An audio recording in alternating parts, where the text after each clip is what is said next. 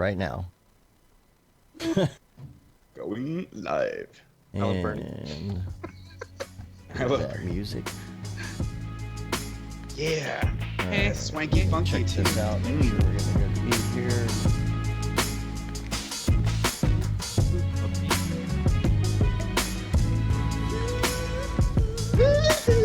Alright, cool.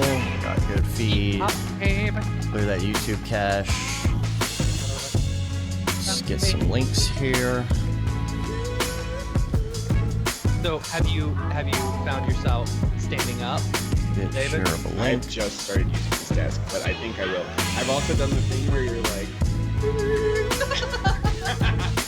That's what Phil Roberts was on my Facebook. Like, That's funny. Does it really play that music? yeah, they can do that sweet, swanky jazz music. No, when you're No, dead. your desk. When you look down. Oh, that would be awesome. I wish I could program it. I love that. Need an if this then that command for it. Yeah.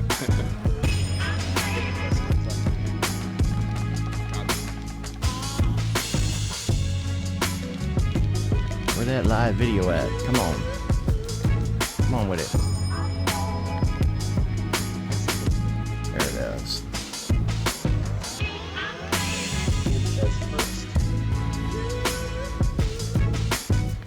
Alright. Saved. Who's in the chat? Oh, Liam's first today.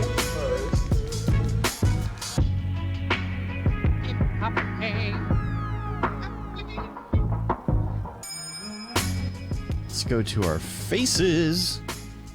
Woblow. There we are. Give it a blom bloom. Ooh, I'm frozen. Right. Oh no, you're frozen. Chickabee-dota. Statue Matt Chickadoo-king. joining us today. There he is. No, you're ignorant. Yes, You're it's ignorant. ignorant. Blanket. Blanket. Blanket. Alright, looks like everything's working. Yeah, it's so weird. I look really good on the feed, like the quality, but like on this Skype feed with y'all. You look great on the Skype feed, man. Right now, You look even better Really? in person. That's because Thanks. this Yeah. takes Thanks, the dude. live I love you. so much resolution. I can see all your poor detail. the new tech NDI and reroutes it. Alright, For me right now, you're like full screen, and then we're all small in the bottom. Oh yeah, thanks. Just your pretty face. Oh yeah, just to I love see. your setup is really nice though. Those guitars and the, Thanks. Yeah. Where's the skateboards? How come the skateboards aren't back there? I took the skateboards down. I'm gonna mess up my And entire you've got thing so that I plants? can Like, put the your office TV up there. He's got a fern. Because He's it's got not a fern. a fern. That's It's not when a you know your fern. office is legit, when you've got a fern. It's not a fern. You know you're in Mograph I've if got- you have a I've got- skateboard on your wall. I got That's plants true. there, plants there. I'm trying to. I want to fill my office with more plants. Oh, right? come on, thing. More plants. I but need some like, plants in here. I need some Big- wood floors and plants. yeah, dude. My brother bought me this light. He works for some electronics company or something. He's like, hey, try out this light, and he sent me one from Amazon. It was only $60, and it's amazing. It's so good. Like you can Nice. change your brightness. You can also change color temperature as well. Ooh, Yeah, that's fancy. and it was only $60. That's real fancy. yeah. All It's right. like a little softbox deal. Mhm. Is it? It's an LED. I think so. I don't know. It's that. If it burns you, then it's not an LED. See? Right. Touch it No. and see. It does not burn me. Okay, then it's an LED light. This So is- my you're not backlight feeling the totally burn, will huh? burn me. You're not feeling the burn. Ding. Ding. There it is. What's up, Jesus? Matt, you should 3D scan your body. Your baby's face. Oh. The real Give it Octane Jesus is in give the it to- chat. I don't know. Should I? I don't know. Yeah, maybe. What now? I said the real the Octane real Jesus Octane is Jesus. in the chat. Jesus Suarez. All right, everybody start rolling. he has more claim to the name. Oh, I've been rolling this whole time. Good Oh, luck okay. editing Oh. that. Oh right, shit. I need to do that. Way to go. All right, Sorry. Now I've filled Beep, my bop, hard drive with meep, this boop. intro. all right. I I think we're filled good up hard drive here. over this useless dribble. All right. Some delete. Nah, that's Start part of the show, dude. rolling. The useless dribble. It's all part That's of the the best Right. part. Yeah. All right, is everybody rolling? I am rolling. phones. Matt, are you rolling? Silence. Yeah, always. Okay. All right, we're gonna do a sync clap here for the audios. It'll be 1, 2, 3 clap. Everybody get ready. We all do it at the same time. Yep. Yeah, it'll be 1, Yes. 2, 3 clap. Here we go. Clap. 1, 2, 3. All That right. That's sounded actually pretty insane. on. That sounded pretty good that time. Wow, way to go, Skype. Knock Yeah. on wood. Yeah, right. Or See we're, about that. our rhythm is just We're professionals here. top Yeah. notch right now. Just call me doctor. Maybe it's Dr. like, Professional. You know, Doctor. gosh, Doctor. Dr. Acula. Doctor Professional. All right. I'm going to get the intro here going, and Matt, you ready? Sponsor list. And what else? There was something else I didn't want to forget that I forgot. Oh well. Okay. Oh, I know what it is. Okay, cool. Here we go. Ready? What's up, and welcome to another Mograph Mocast. I'm Dave. And I'm Matt, and joining us today are a couple of our most amazing, wonderful friends, Mr. Tony Copolillo, and as required You did by not say his name correctly. Copolillo. Thank you. Copolillo. It's Copolillo. the Italian, not the Spanish. Yeah. Capolillo. Copolillo. And as everybody. required by Mograph law, within every 20 episodes, Mhm. as returning David Ariev. Yes. Yep. I'm not worthy to share this space, even No, though I begged him that's to not come true. on with I'm us. just here as Tony's wingman and to police your pronunciation of his name. And Mograph is a supplement to our site, mograph.com, which is a motion graphics tutorial site with tutorials, plugins, podcasts, and other Mograph stuff. And on the show, we talk about everything ranging from motion graphics to Cinema 4D, After Effects, plugins, render engines, doing business, doing taxes, being a contractor, or working for the man. You can email us, info@mograph.com. Let us know what you think about the show, questions, comments, concerns, queries, grievances, and death threats. I don't know. That's I don't know. Whoa, that's getting dark. real send those fast. to our Instagram or send those to our Twitter because I ignore So those. send us to the Yes, P.O. talking box. about on this show. Yeah. We're here gathering today to talk about some very interesting I'd almost say like not like sidesteps to the 3D industry. I think a lot of people are interested in hearing more about like offshoots and other things like 3D printing and stuff like that. So we're going to talk about that a little bit. And we got some week wrap-up stuff we want to talk about. First of all, I am wearing the ears because my daughter requested that I wear the ears from her You don't birthday need to party. explain the ears. Just let the ears Oh be yeah. their own What? thing. This is like how I always No, dress. This is how I am. It's actually just an Instagram filter, a really good Instagram filter. Yeah, I just always thought you had For a those second, under I your did hair. think it was an Yeah, Instagram yeah. or a Skype filter. It's always under the hat. You just can't see it. No, it's your new hair. yeah, That's what happens when he shaves his head. You know, the Yeah. ears. Just, they just yeah. grow. This is just a growth. So He's got the cancer. yeah. So a couple things I wanted to mention for tomorrow. If you would like to catch a live stream tomorrow, we will be doing a live premiere of the 3D Motion Tour New York City. That was a good one. That was a good one. And then we're going to try and do those on a weekly basis until we run out of them. So there'll be one the next week as well. That'll be the San Francisco one. Also, we are transcribing all of our new stuff that's going out now. So they do have captions and stuff like that. And we're going to make things searchable and fun like Ooh. that. That's cool. fancy. Houdini. That sounds like a lot of extra effort. You better hire like 5 You interns. would be surprised. Would be surprised. Yes. So I transcribed and did the entire Houdini course in an hour the other day. What? Yeah, Mm-hmm. yeah. How does it? Okay, so it's just automated. I don't Just let think YouTube we do should it. tell who we use It's because AI. if everyone starts using them, then like Did it's you gonna get really outsource it expensive to real India? To AI. AI. To AI. I actually Wow. got the files back, I don't know, within probably 10 like minutes. quick. 15 minutes. Yeah. Yeah, it was That's pretty nothing. cool. And I uploaded the files to the course, and then they all just work. Of course, nobody proofread it, so it's all on No, you. Right. I mean, it's That would- surprisingly accurate. Hardini. Welcome Yeah. to the Hardini Yeah. course. Yeah. There's certain things It's that all- it it's gets. all in the Merc Wilson voice. Yeah. It's like it gets Mograph.com right, you know. But then at the end of the promo, when I'm like, we don't care how you get here, folks, just get here. It's like something about libraries. I'm like, okay, close enough. It got Mograph.com right. That's funny. But no, it's surprisingly accurate. You can go now to the course and you turn on captions, and you know, it's pretty good considering what the weird stuff is that he's talking about, like nodes and particles and stuff, and it makes sense. And what's awesome is sops and bops you and can pops actually jops you and can mops go and to crops. an individual chapter. Like say you know what Oh, yeah. chapter There's a you search. watch through it, and you know what you can actually search all the text as well to find out, you know, if it was in that specific where it was in the video. Yeah, it'll take and you just to the click time right code. on. It's so cool. Super BA. So yeah. Speaking of Super BA, Computers are taking over the world. Yeah, we are. No, Sham says the goat is here, my dog Tony. I don't know what that means, but it sounds good. Yeah, what does that mean? Greatest of all time. Oh, greatest of all time. That's right. See, we made Oh, up a not the new goatee. one. That's Ryan and I and Chelsea and Cyrus made up a new one for the cow emoji, and it's creator of WoW. Oh, that's right. I remember Gotta start you using. mentioned that, yeah. Gotta start using cows. Yeah. Cow. Okay. In our chat, we just say everything's Kevin if it's cool. Oh, it's Oh, Kevin. that's right, Kevin. Nice. That's the ref. That's the joke. So, all right, Camp Mograph. Tickets going on Camp sale Mograph. on 420 Blaze It. Camp Mograph.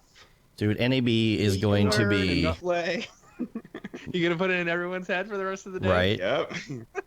Yeah. Escape the agency. I'm looking forward to NAB because we're gonna be like, it's gonna be shit, when parties is that? galore. We're gonna have a Yeah, podcast party. Monday is gonna be the pinball party. Plus, it's 420. Uh-huh. Karaoke. And Camp Mograph tickets on sale. Karaoke. Yeah. Karaoke. All right. It's gonna be a good day. That'll be a good day. Yeah. Tell us about our sponsors, Matt. Let's talk to you about our I'm sponsors. for glad Camp you Mograph.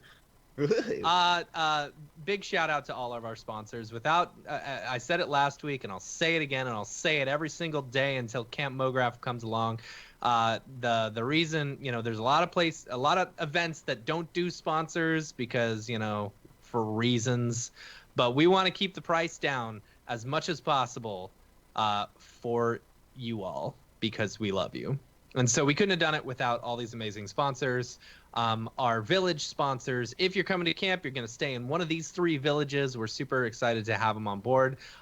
Maxon, of course, the fine makers of Cinema 4D. Video Copilot. We love Andrew Kramer and his whole group over there. Video Copilot, thanks for sponsoring. And, of course, Otoy, the makers of Octane Renderer. That's where So, I'm. Yeah. So if you're staying, which you are if you're coming, you know, you'll be staying in one of the 3 villages, either the Maxon village, the Video Copilot village, or the Otoy village, which is very exciting. They're all good choices, really. They are all good choices, yes. Yeah. Is there the picking hat, the choosing hat, like The sorting hat. The sorting hat. The sorting hat is whichever ticket you buy. So as of right now, it's so it'll be fun. It'll be fun. Then Can we create like a class system so that, you know, the elite people go to the Otoy village and get super plush pillows or something? Like, let's just make it. You don't want to go down to the let's just Octane model village. It's all our current steerage. American society. Oh man, I gotta walk all the way to the Video Copilot village. Right, It's like such a a poor long way. person. Buffy, go After get my Effects. You must have Yeah, 2 or more yeah. frames to walk to the Octane village. That was a good one. All right. All right, and our gold sponsor, Minimal Massive. They are a studio based out of Portland. We're super excited to have them on board as well. You know, it's very cool to support the local studios and stuff, and the fact that they're doing it. So super excited to have them on board. And our bronze sponsor, AE Scripts, AE Plugins, super excited to have them on board. They're fantastic. I love Lloyd. He's an awesome guy. He just sent us a whole bunch of Stickers. Hopefully I'm allowed to show these. I don't know. They got a new design from last year. Woo! AE Scripts, AE Plugin Randy stickers. Lynn's So everyone who's coming gets some stickers. Yeah. So it's gonna be great. I'm super excited. Baller. Tickets go on sale April 20th. It's a Monday. It will be at NAB. If you're going to NAB, make sure you're ready for it. It will go on sale. I think, is it midnight Central Time or is I it believe midnight it's Pacific? midnight Central Time. We'll double check that. We will get back to We'll you double on check that. We'll double And it will check, be in yeah. the newsletter, so you know, Yes. sign up If for the you- emails. Yeah, it will be in the newsletter. Sign up campmograph.com Yeah, to get information on that, and you're gonna want to act fast because it's Buy gonna now sell out. because It's gonna tickets sell out are quick. leaving quickly. What? Nothing. Yeah, make sure Buy now. too that you're checking up. I'm gonna put like an updates page out there for all the NAB festivities and such. It's not up yet. I will get to it, and we'll kind of have a schedule of what's going on in case people are interested. And I don't want to give all the details away yet because we need to just make sure everything's locked in. But yeah, Sunday podcast party I think is going to be pretty cool. Nice. So- you guys are now serving dinner at that one, correct? Are we? Hopefully, Or- if hopefully? everything, yes, there should be dinner. But I want to secure all the details and make sure. I don't want to overpromise and then something falls through. So, All right. Yeah. well, but that's Yeah, what we're trying. That makes sense. Yeah, Good call. but that's what we're trying to do. Regardless, we will all go there instead of the media motion ball. Yeah, Uh, yeah, yeah. yeah. We're gonna we're going to have a lot of fun. I think it's gonna be. You know, if you were at the SIGGRAPH one, it's gonna be like that, but better and even more planned. So, Yeah. When Beeple comes in the back door and then yeah, all hell breaks loose. yeah. mhm. Mm-hmm. Walks in from the freight elevator and disappears. Yeah. For an hour. Like, what the hell? Just a couple other things I wanted to bring up real quick. The ABC DFW C4D event with the grand opening of Already Been Chewed, followed by DFW C4D the last night. Make sure that you get your tickets for that. Make sure you're coming to that. All of that. And yeah, I think that pretty much covers it. I think. Is there anything else? I did also want to mention that the Sonic movie is out. Anybody here? Have you seen it? Anything? Here's okay. Finally. Okay. I went and saw Star Wars the other night instead. Yeah. Yeah. Would you? Which I was just- actually entertained by. Like I don't.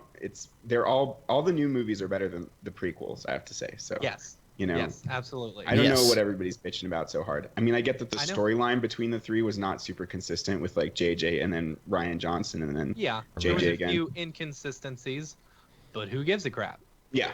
I thought it was great. I loved thought it the was third fun. one, Yeah. You know. I love like the weird machine that. Oh, I guess spoilers. You know. Yeah, But Yeah. If you haven't seen Star Wars, there were by some now, cool you're designs. David well, Arya. is what I'll that's say. right. Yeah. Yeah. Mark says that I Liam saw it. Sonic. I saw. You saw Sonic? I did. Oh, Yes. okay. Oh, I did. all right. Our Sonic expert. I am apparently the only person who didn't like it. Oh, Really? really?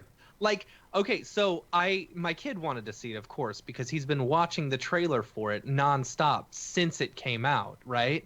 And so I was like, all right, we'll go see Sonic. So I bought tickets for Saturday morning. You know, I know Liam, you thought it was fantastic. See, everyone else is saying they thought it was so great, but like, people are comparing it to because it just beat out Detective Pikachu I was gonna for bring like that the up. highest opening like video game movie Damn. of all time, and I'm like, I don't see it because Detective Pikachu was, It was so fun. good. I It was mean, all right. Detective It was so Pikachu good. Had some pretty And you're massive flaws, but it was still really fun. Yeah.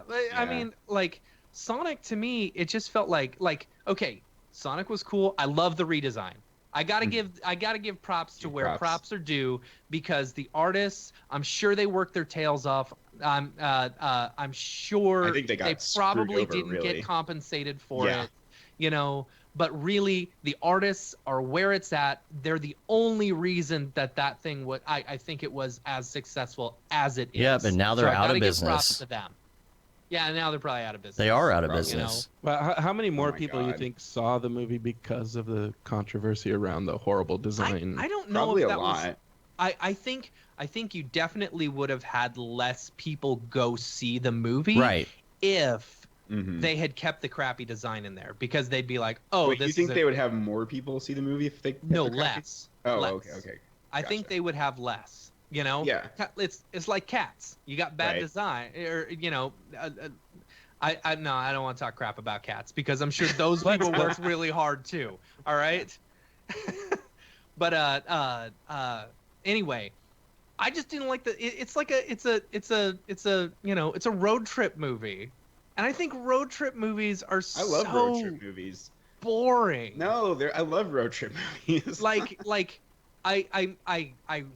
I'm very excited for Sonic 2. I will say that. Okay. I'm very excited for Sonic Because 2 you're because I hoping it's feel not like gonna be a road trip Sonic movie. 2 will probably be like, okay, you know Spider-Man, you know, Spider-Man, right? And then the Yeah. Amazing Spider-Man, you Just know, whatever is like Spider anytime you go can. see a superhero movie, you got to get to the origin story, you know, or whatever. And this is kind of the way I see it. Like you get through the origin story, and then you get to go have fun. All right. And then you gotta go I fast. didn't think it was Gotta that go great. fast. Got to go fast. So I don't know. I just didn't think it was that great, you know. And I really hated Jim Carrey. Like he got on my nerves. I'm Is it not just surprised. His overacting, like. Yeah, it's just overacting and I mean, like that's what he's always done, though. it's But like- maybe Yeah. maybe it was better than '90s, you know, with, It's like- with the and mask. and Somebody stuff. stop me. Yeah. like you've got Jim Carrey who won't stop talking and saying ridiculous things, and then you've got Sonic who won't stop talking and saying ridiculous things. Yeah. And it's like nothing that they're saying has any meaning towards the story at all. Liam is You so know? triggered right now. He's just I like know. typing no over and over again. How could you? Yeah. I'm just saying, like, I didn't love the movie. Like, it was okay. It was fine. You know, my kid liked it, and that's what's important. There you You go. know, as an adult who I don't know. I wanted more of Sonic's world. I didn't I'll want see him it. in the I'll see the it, but normal not world. in theaters. I'll wait till it comes to All right. Amazon. Yeah. And Here's the I'll thing. rent it. Here's the thing, right? You know, I would Tell us the at thing, first Dave. say, okay, go see it because you know when the whole industry blows up and gets upset and they're like rabble rabble rabble, Sonic doesn't look good, and then they fix it, they listen and they fix it. You know, you should go see it because they fixed it. Yeah. Right. I agree. Audience participation. However, now you're giving money to the company that killed all of these jobs and like did all these bad things to these people who worked at the studio, which is now out of business. Mm-hmm. You know, because that movie company is still doing fine. But what about this company? Here's an article that I'll put in the show notes, and an alleged former employee of that company posted on Reddit, and now it's been deleted. And the statement said, "We've all put in extreme hours wrapping up 2 infamous projects in the last couple of months.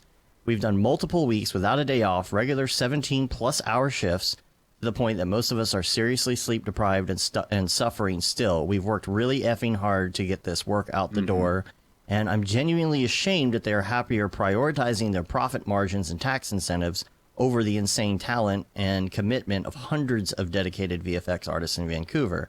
I honestly feel insulted, like I've given them my all, and in return they gave me the finger." Yep. This is why here's- I'm never here- going to work yeah. in the VFX industry. Here's I'll give you 2 ways that I think might be able to help. You know, one, there needs to be a union. You know, Okay. I think there needs to be a VFX union. All right. You know, and 2, I think I think when building in contracts for these VFX companies and stuff, I think they should get residuals from all the stuff. But instead, it's like it's just Yeah. going on a flat rate. Or Yeah, whether something. the movie does well or does poorly doesn't affect how much the VFX artists are making, and everything's flat rate. It's just Right. total BS. Right. You know, and it's impossible to estimate with these massive jobs. So Right. companies often, like, I'm sure that very rarely do they make a big profit. You know, it's like Right. you're super lucky if you make a big profit, and on the next 3 movies you could totally be at a loss. But those residuals wouldn't go to the artist, though. They'd go to the Yeah. sex house. And But Right. But you But would at least the have FX house would stay residuals in coming business. into the studios which could help cover either bringing in more artists or, and you wouldn't Keeping them have these employed. studios that immediately just go out of business, Right. as soon as something gets released. What's the You know famous what I'm one saying? that went out of business? The Tiger. Rhythm and Life of Hughes. Pi. Yeah, Life of Pi. Or Yeah. Rhythm and Hughes that did Life of Pi. Yeah, I mean, like Right. there's And then there were like people protesting at the Oscars, and Yeah. they played the Jaws music almost immediately into this guy's speech Yeah. that was going to talk about how crappy the conditions are. Yeah. yeah. Yeah, they were trying to get that whole VFX union off the ground back then, right? Yeah, it's been like how long has it been since then? 5 or 6 years, Yeah, at least. at least. And these people are talking about how they there have was, to like, hop VFX around. Soldier, and There's what? Like Yeah. not just Yeah. hop around you have the to same chase city. You got to incentives. move. Yeah, you have to country. You move. got to go to Vancouver. You got to go to London. Yeah. You gotta, Wherever Yep. the incentives are at that time. Mm-hmm. Can't we just have incentives across the board? I mean, Mhm. I don't know. Can we not have? Is there not a solution? Is there not? I mean, I understand. Like, It okay, would take like major organization from the whole industry all at once, which is probably mean- the difficult thing. Yeah, honestly, if I think if every VFX person just boycotted, just Right. refused to work, went on strike. But There were how do some, you like that's do what I'm that? saying. Like back, and during the Oscars that one year, there were tons of people striking right outside the Oscar building. And, Mhm. like, yeah, it made But the some problem small is, amount like, of news. there's but, no like, at least with the union and stuff like that, there's incentive to strike. mhm. There's no incentive to strike because people Right. are just losing. and that's out why they money. don't strike. Right, you're just because there's losing no- money. Yeah. Mhm. Yeah, I mean Because you're the- just Yeah. going to be out of a job. Exactly. the corporate nature of the way our capitalistic society works right now is you keep people poor and then they stay poor. It's the whole reason rich people don't like unions as it is because Right. as long as you can keep them poor, they'll stay poor. They can't afford to strike. They can't afford their own product. They can't Yeah, afford to go to it's the really movie weird theater. to me that these people at the top of their game are probably making less than us as these like Right. little guy motion designers doing like rinky-dink stuff in comparison. Yeah. Yeah. It's what's up, Tony? Go ahead, caller. You're just raising I'm your raising hand. my hand. I'm one of those guys. No, the What do you mean Mograph one of those community. Marcus in the chat asked if the Mograph industry has a union. I wish the Mograph industry had a union. I honestly do. Yeah. I would love to see one get started, and stuff like that. I think people are just going to people within our industry are just going to keep on getting taken advantage of. Yeah. Mm. All right. I mean, we've got less to complain about than the VFX industry does. Basically, Well, what I'm for saying sure. is Sonic was a bad movie. Cool. Right. Right. Sorry, bro. All that to say. Right. But Well, do you find Mograph industry? I see a lot of guys like you, just small shops, one or Mhm. two dudes. I mean, Barton's got what, 10 people now. Mhm. Yeah. But 12, but like, it's yeah. there aren't these large shops for Mograph necessarily, and Yeah. from what I'm seeing, right? I Do you mean, guys there agree? there's like Buck, and I mean, the mill is more versatile, I guess, but Yeah, there's there are like a lot of VFX there. Mhm. yeah, there's a lot of VFX there, but there are why am I blanking on other studios that are big? Buck Yeah, is you what of all comes- people should know them all. Animade. yeah. I mean, like, I guess it's more common to have like a studio that's around, I don't know, 30, like 40 people, like not necessarily hundreds, but I think Buck is like pretty massive. Mm-hmm. Is it so? Is it okay to go see this movie? Is it supporting the right people? That's my question. I don't know. Probably not. Or should I, I like mean, purposely go make a see it? difference to If you VFX go see the artists. movie,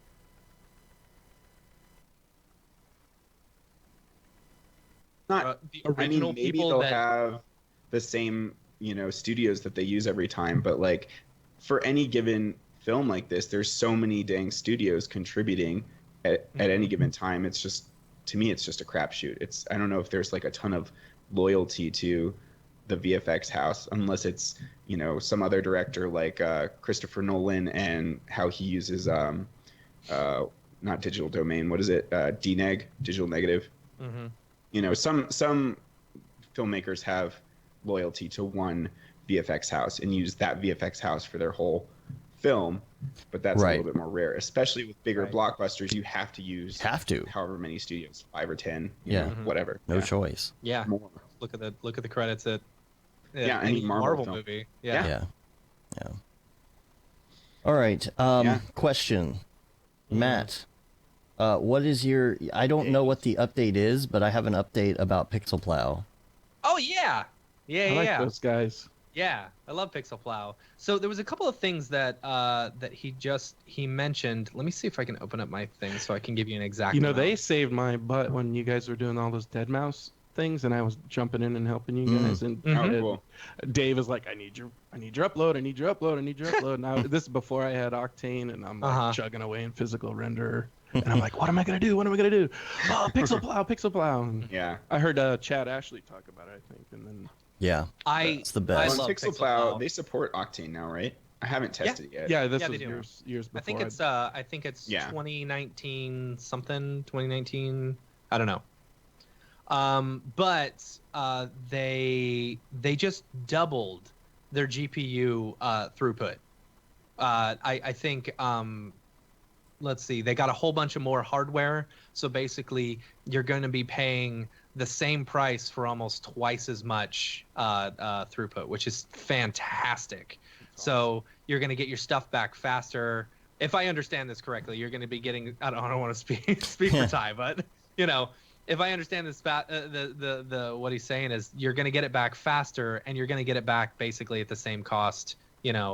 Which is so awesome. Mm-hmm. And on top of that, Pixel Plow just updated their service to include the experimental, in quotes, 3.016 experimental version that everybody's literally using now. Right. I mean, I've been on 3.015 for a while of Redshift, and it's got the Max, Maya, Cinema 4D, and Houdini versions of Redshift. Great. They also updated Arnold, and there was something weird about the R21, but I think I don't know.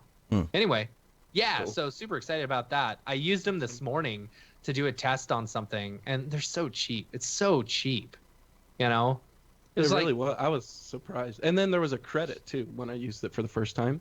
Oh yeah. So the job was like maybe $20. Yeah. I think he was saying with the GPU updates and stuff, it's basically now the same cost as if you were doing CPU stuff.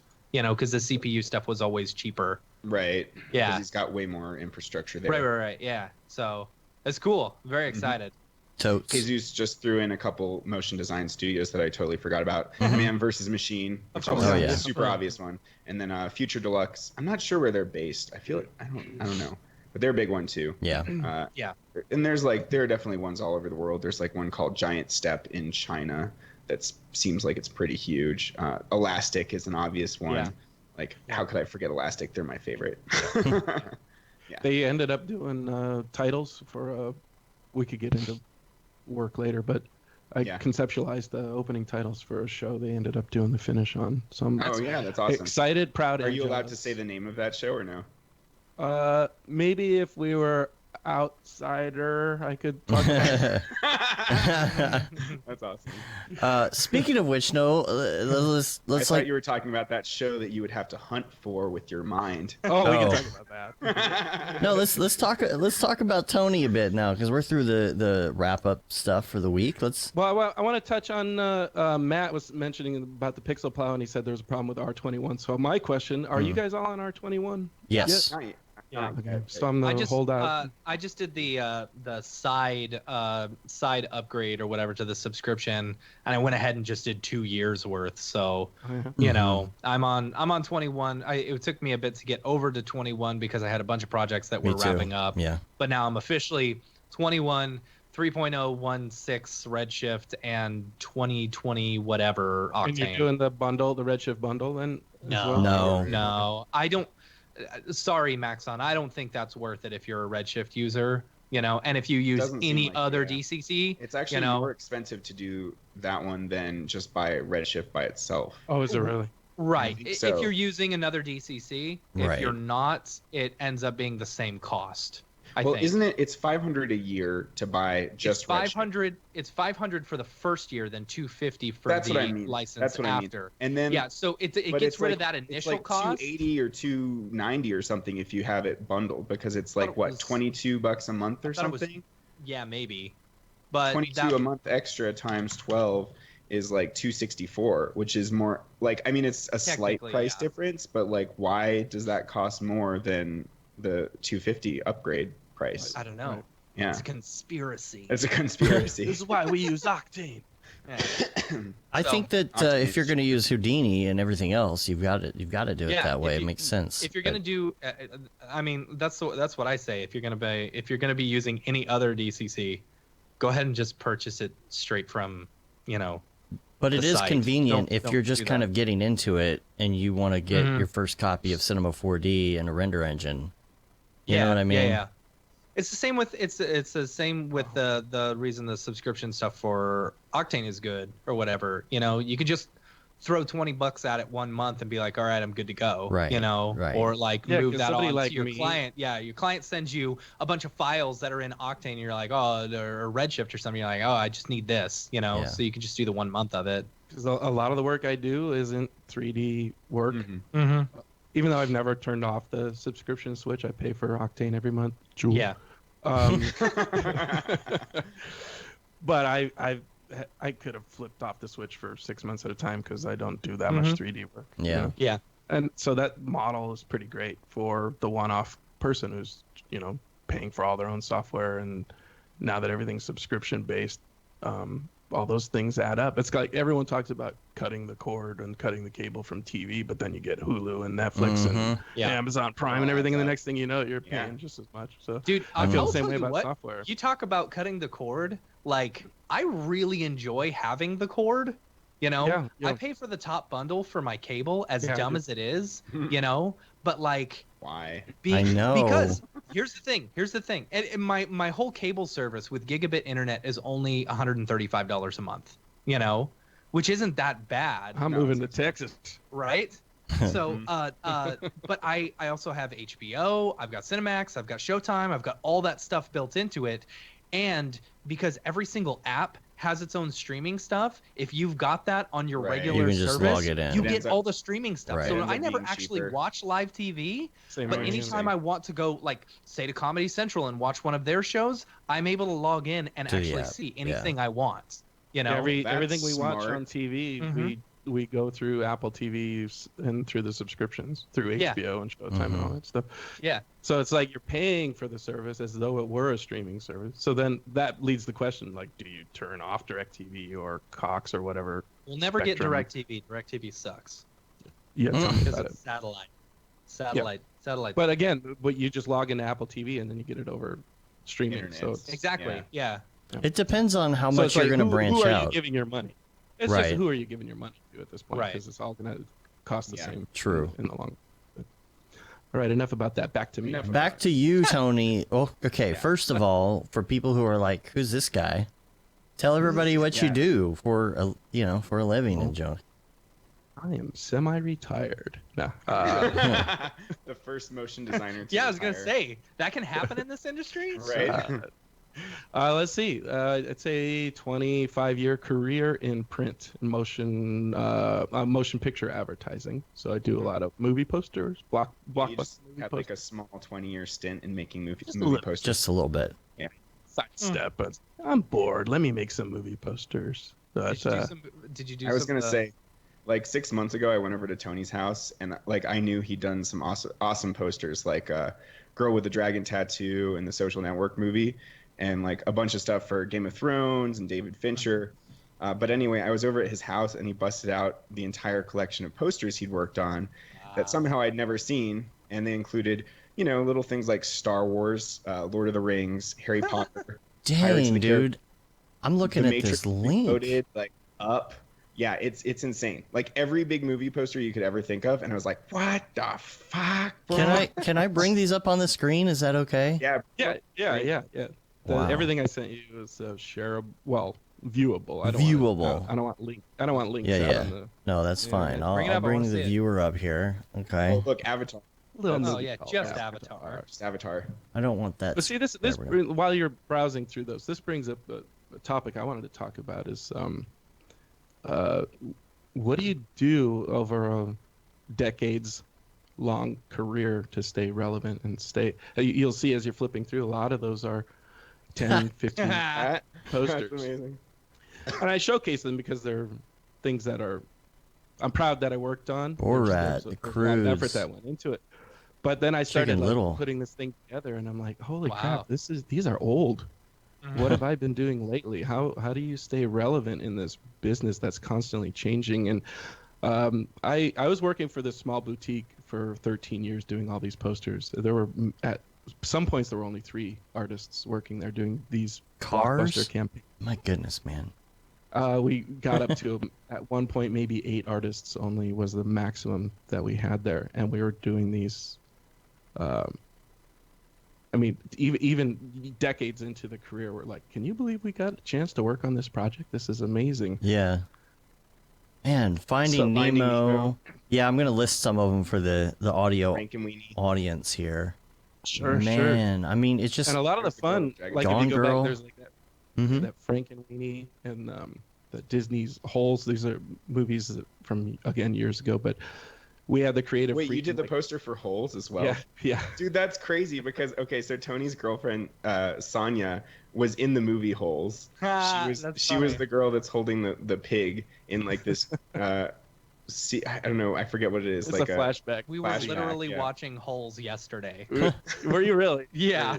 Yeah. So the whole path of the direction of how Stanley's grandfather, the whole course of the story is changed by her character picking the other guy with the other pig. Yep.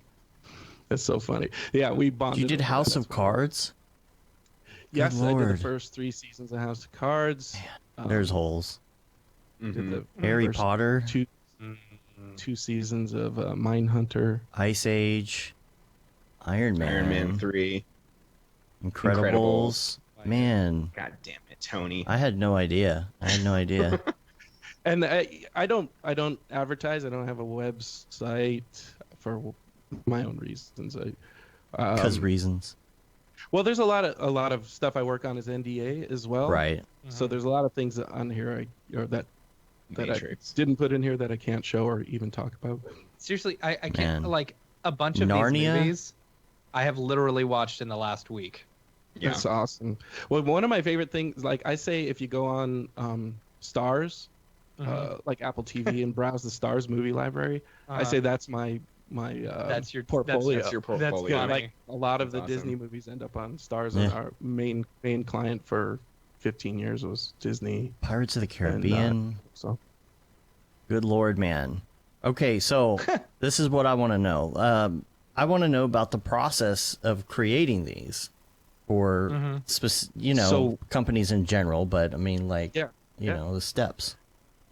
So much like we were talking about the motion design houses, there are print design houses as well, and they'll employ up to some of the larger, well-known like BLT is one of them. Trailer Park is another. They'll employ hundreds of artists, and they team up in groups, and they pair off, and they do their own projects, and they brainstorm, and they'll hack together low-res Photoshop comps and ideas in the hundreds. And they'll go round, revision. They'll go through studios. They'll go through filmmaker approval process, and then everybody will cobble their ideas together, and they'll everything but the kitchen sink ideas most of the time. Then when they finally lock off on the idea, that's all been done super hacky, and they need a finisher. So there are finish houses, or there's more of that stuff's going in-house nowadays. They're trying to do an all-in-one shop. We'll do your photo shoot, we'll do your layout, and then we'll do your finish as well as your delivery.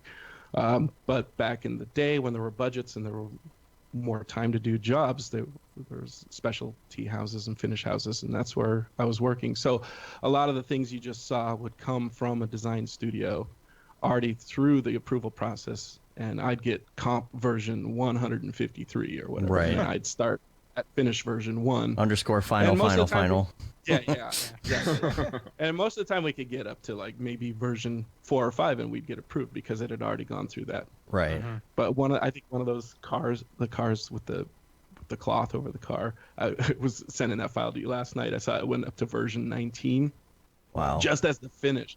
So that one is one of the very few I remember us working on going, that might be the highest number we hit internally for a finish after a design was already done. What was your, if you can tell, what was your least favorite one to work on? Oh, there's so many that are not in that list that I just sent you guys.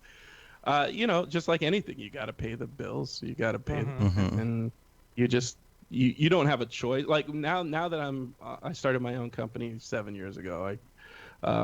I'm now more selective about the work that I can choose. But when you're in a small boutique shop like that and you're working, they just pass you whatever and you have to do it. Yeah, you get this. I mean, we had I don't even remember the name of the movie, but it was kind of like almost like a Teletubbies quality show, and they were turning into a movie, and you just got to take the job and you just got to do it. And there's a lot of clients that are afraid of their boss as well. So you get a comp that looks like crap and the lighting is wrong on it, and the perspective is wrong, and then you come to us as the finish artist, and we've got the eye, the composition, and you match the lighting and you do all this stuff and you make it look 10 times better, and you send your first round back to the studio and they're like, what did you do? This doesn't look anything like what I sold to my boss. And it's like, yeah, but it looks way better. Right. Yeah, but that's what we asked you to do. And you end up just having to go back and just make it worse. Make it worse. Yeah. You just got to match. It's basically at a certain point we would joke that we're just rezzing up comps and putting grain on them and getting paid the same. So that I think I reached burnout because of them. Because when I first I started doing the posters in the late 90s, early 2000s, and our shop was doing posters. That's what we were doing every day. Day in, day out. Yeah, and every week was a new poster. Sometimes, you'd get only 2 days to work on something. Sometimes you get 2 months to work on something. Like the Narnia thing, for example, is really complicated. But a lot of the romantic comedies are just 2 people on a white, seamless background. It's a day to retouch. With the red text, right? Exactly. As long as it's comedy, it's red text. Exactly. Yeah. Gil Sands as well. I've never met that guy. Was it Trajan? Hello, I'm Mr. Sands. Gil Sands. Gil Sands. So when you put something together like this, okay, like this is the Toy Story 3 poster, right? So when they send you that stuff, are these assets good to go? Like, let's say they send you one that's kind of cobbled together, you need these assets. Do they have this somewhere? Does somebody have to put this together for you in this position? This is what's great about the collaboration with the studio for working with them directly from the original Toy Story on. I think the first Pixar movie I worked on was Monsters Inc. all the way through to Monsters University. I did every Pixar, or had a hand in every Pixar poster. And the concept starts with a pencil sketch, and the studio would hire a sketch artist, and he'd come in and they'd pitch ideas, and they would draw crude versions of, let's say for Toy Story, Woody and Buzz in a pose, and then it would go through the iterative process of client notes and changes, and then they would send that to a lot of times they send it to us, and we would mock it up. We'd literally grab screen grabs or other renders, and we would kind of mock something up and get the basic idea. But then through the decade of working with Pixar, then you can send that mock up to Pixar, and then they'll take a team of artists, either at Pixar or Disney Animation when they branched off and started doing their own animated features as well. You give those comps to them, and they'll pose the characters, light them, and then they send them back individually. So we're still assembling everything in Photoshop. We're getting it, and Woody's on a layer, and Buzz is on a layer, and everything's on a layer, and shadows. It's just like everything that we do in our render engines, where you break out the reflection layer and the shadow layer, and So like a VFX artist, I guess, but on a still frame level. Instead of 24 frames a second, you're doing these 6,000 to 10,000 pixel comps. Wow. Yeah, because they're not sending you a Cinema 4D file of Woody and being like, here, just... Sometimes they actually are. Really? Yeah, and in the case of Cars, my former coworker, a good friend of mine, he's the guy I was visiting in Texas when I came out and missed you guys. We did the Cars logo in Maya, and Jason did that. And if I'm not mistaken, our file went to Pixar, and our Cars logo model is the model they used. Wow. But they're not sending you like, because I feel like that would be almost like they've got that under lock and key, like to send models of stuff like Woody and Buzz and all of that, or... Yeah, we never got models of the Pixar characters, but there were other projects, lower budget film projects we'd get characters for sure, and we'd pose them and do, at the time there were no, I think V-Ray was just breaking, and so we'd get crude renders, and then we'd just go on top in Photoshop and just Photoshop the hell out of it. And there were a lot of creature animated movies, like cartoons, like with furry creatures, Ice Age and the Crudes, and so I would just be on a tablet painting fur for days and days and days on things on top of them.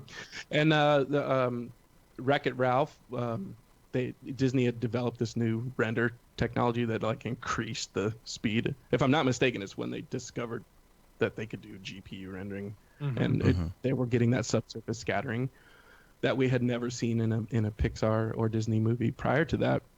But when we were asking for these huge renders of 10,000 pixels because they got to go on the side of a building, the render engine started breaking down. So we were getting these like literal grids of dots of the subsurface scattering under the skin. Whoa, weird. We were hired to go through and paint out all of that imperfection. Man. Break back.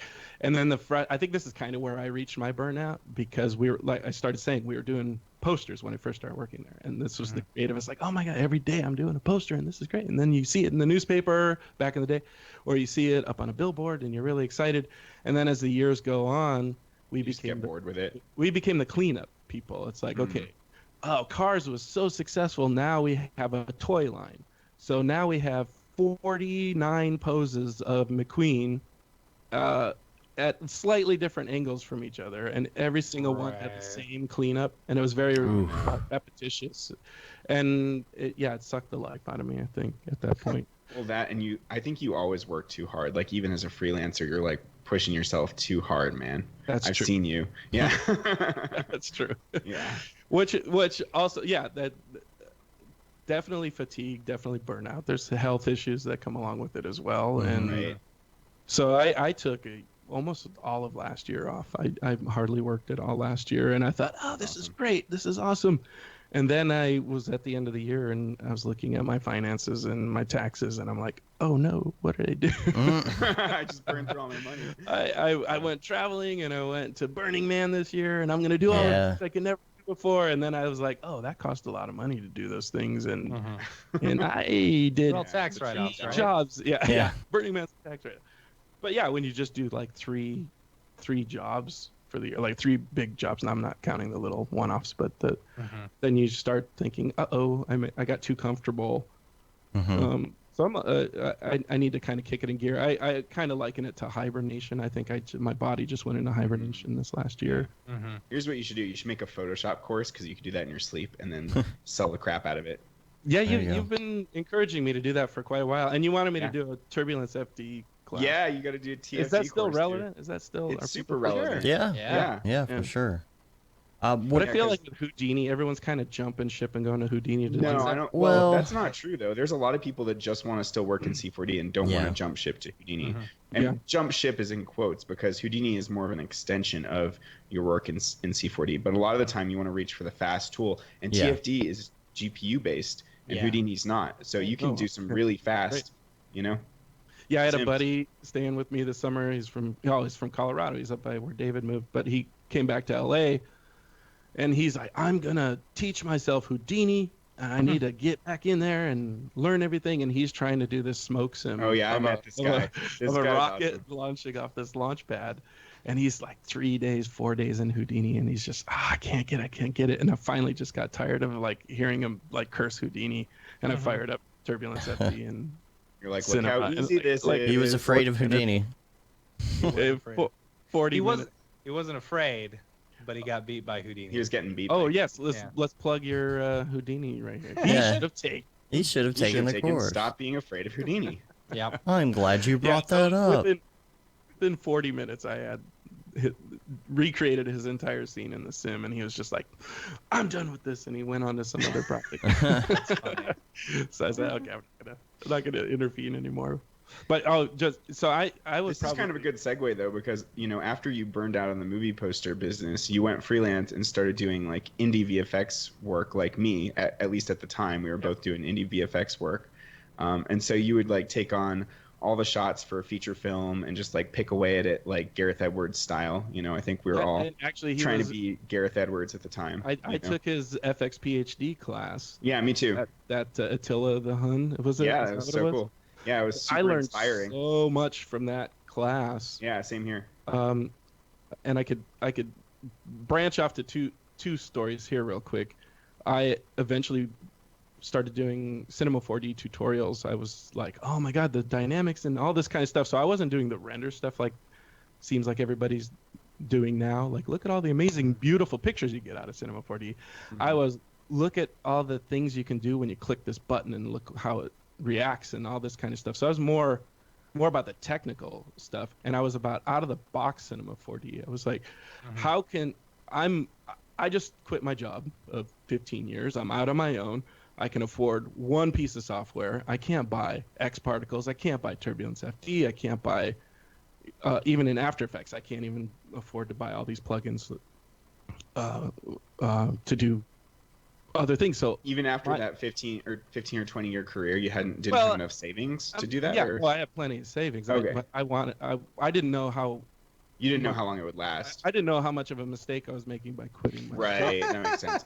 So you were playing it safe, basically. So I was like, I need this money to last. So how can I create things on the level I want these? Because 20-year career and getting pixel effed by clients over, print campaign. You build your own. You become your own worst critic on your own work, and you hold it's kind of perfectionist mindset than even your own client. Yeah, that the client, even when the client's like good enough, I'm like, no, it's not good enough, and I'm still doing it. So when I'm in the 3D world now, and now I'm into Cinema 4D, I want to do all the stuff in the box. I don't want to go out to any third-party software. So I started a little YouTube channel like 5, 6, 7 years ago. And I only did like a handful of videos, like nine tutorials, but they got some traction. I think I just looked the other day. One of my videos has 235,000 views on it. Oh, wow. That's good. For somebody who doesn't do social media and doesn't advertise, and I'm still getting checks in the mail for ad revenue from these videos. And I keep thinking one day I'll go back to doing those, but then again, I kind of did what I needed to do with it, and now all you guys are doing these amazing tutorials that I'm like, I can't. I'm not even. Dude, you could jump in with I think you could Photoshop or with TFD. Yeah, possibly. Yeah, very much. But what that VFX, like those VFX workflows, you're like, I don't know anybody better at that indie level of VFX, like one man band type stuff. Like you took that further than I did or anybody else I know. Like. Taking like all the shots from movies and like picking away at them for like 6 months or however long it was, like I was gonna say, like you did this crazy sandstorm sequence where there was just like a wind machine in the shot, no green screen, and not even a wind machine. There was a dude with a leaf blower. Yeah, I mean classic VFX. The best bright sunny VFX day, tool. Leaf blower, and then yeah. I mean, leaf blowers are kind of what saved my life on a bunch of shots as a VFX artist. It's like the best. It's the most important tool as a VFX artist to bring to set. But yeah, like adding in all those dust elements and there was like this zombie attack that looked so cheesy without, because it was just shot in the desert, completely clear, just a guy behind me. Yeah, just being like blah, and it's like not scary at all. But when you added in all those dust elements and buried those people in the, in Did the I see fog, that? Did somebody show me that? That sounds so familiar. Maybe because you guys were at SIGGRAPH a couple years ago. we did a little interview about it. We talked about it. I think, yeah, okay. Yeah. You probably just edited the interview and remembered it, and And saw it was in it was literally I don't even I think it was Trap Code Particular. Mm-hmm. It was Video Tons of dust Copilot. elements. You know those particle effects, the Dust shitty at MP4 with all the compression in it. Yeah. It was those dust effects from Andrew. It was I did again, this is way before GPU renders. I did Cinema 4D volumetric light with noise, and then I animated the noise, and it gave me almost kind of the similar thing that Octane clouds cool. are kind of doing. Right. You know, it's not the Yeah. VDB, Mm-hmm. but it's just really crappy. Sorry, I got distracted there. And it was just compositing all of that on top of it. Yeah, And then, but of you course, there also was did no your, green like- screen, so I had to roto the characters out Right. so I could layer it and track. But Oh, there you it also is. did some wide shots with those TFT sandstorms, like coming over the hill, that looked really, really good. Oh, yeah, and there was X particles in TFT. Wow, y'all both look so young in that video. And that's Right? only a couple years ago. I know. Now we're That's what this business does to you. It Right? ages you rapid. Yeah. Oh, look at this. I don't have a beard there. We all have beards on the show today. Yeah. Mine's all gray. I'll tell It's my a wife requirement. Dude, that don't I'm going to. start I'm it. gonna dye it. I'm dyeing it this week. Don't get me started on gray beards. Well, so back to the Cinema 4D tutorials. Somebody watching my channel recommended me to FXPHD, Mm-hmm. and John Montgomery contacted me and offered me a professorship for one semester or whatever they call it over there.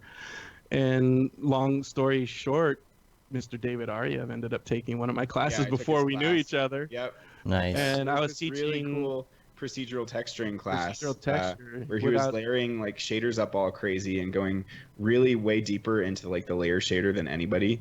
And yeah, it was all physical render, but he was getting some very like photorealistic looking results out of it at the time. But yeah, now Octane has access to all the C4D noises. I bet you could like revamp that for training sure. for Octane. Yeah.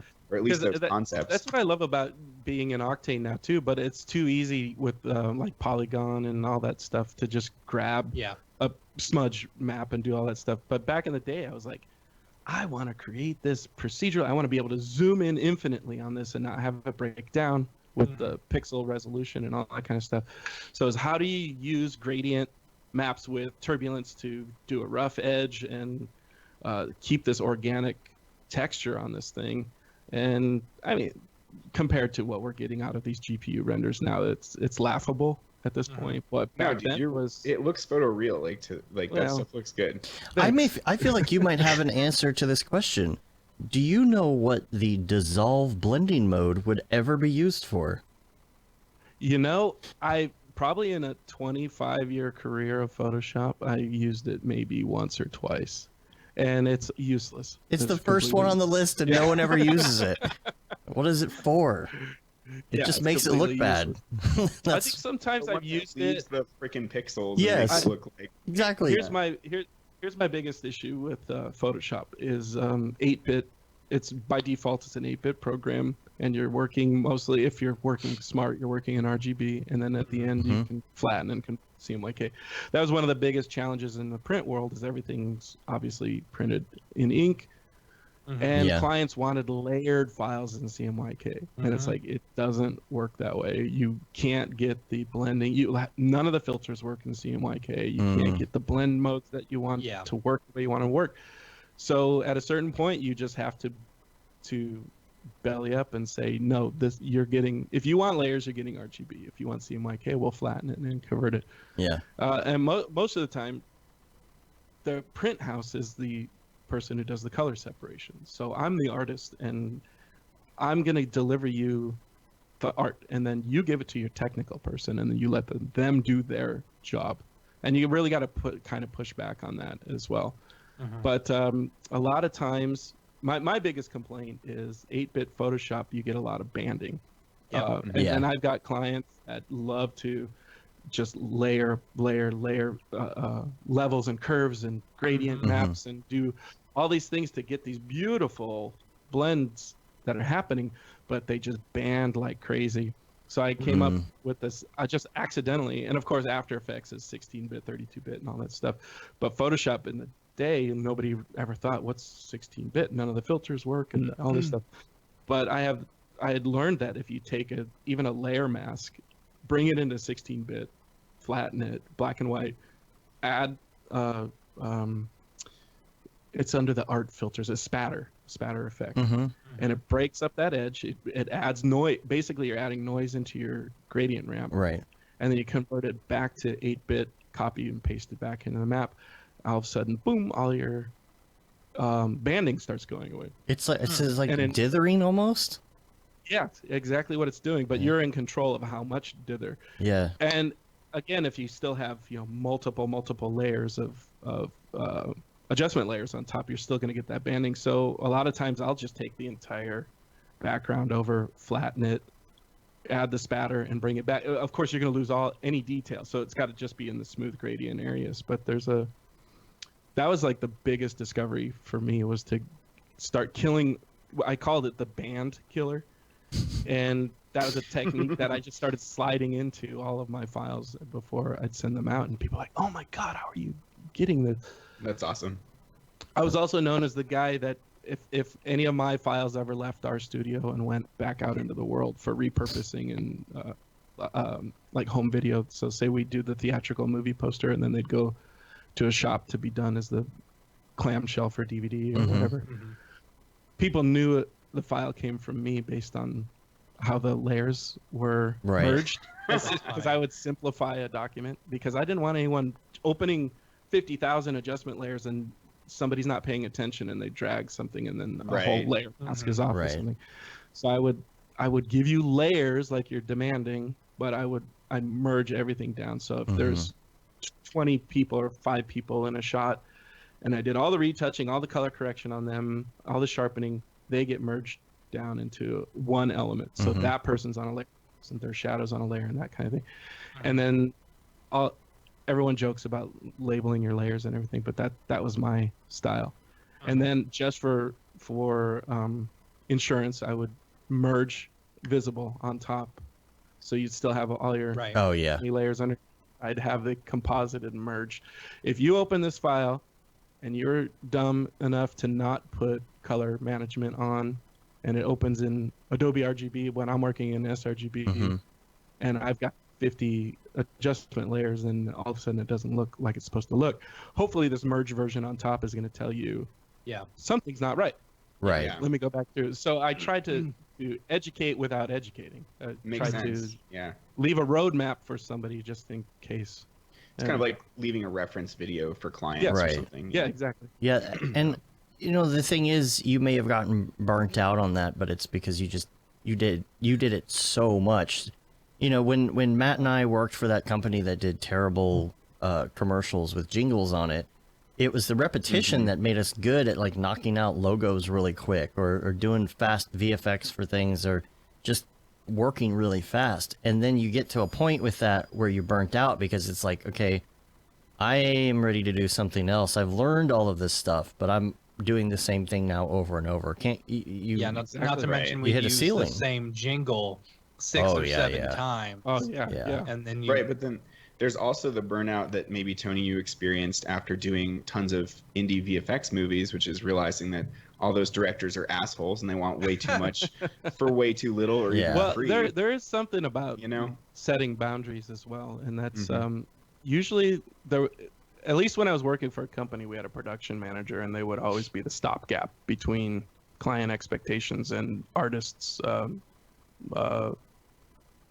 livelihood, I guess, is getting enough sleep and making sure you're fed. I mean, we were working 100-hour work weeks there, and it just got too much to handle. So you take the jump and you go out on your own and you say, I'm going to try something different. And I've always wanted to. I mean, the whole reason I got into movie posters is because I was growing up with Star Wars and Indiana Jones like everybody else, and they're like, I want to do that someday. I want to work at ILM.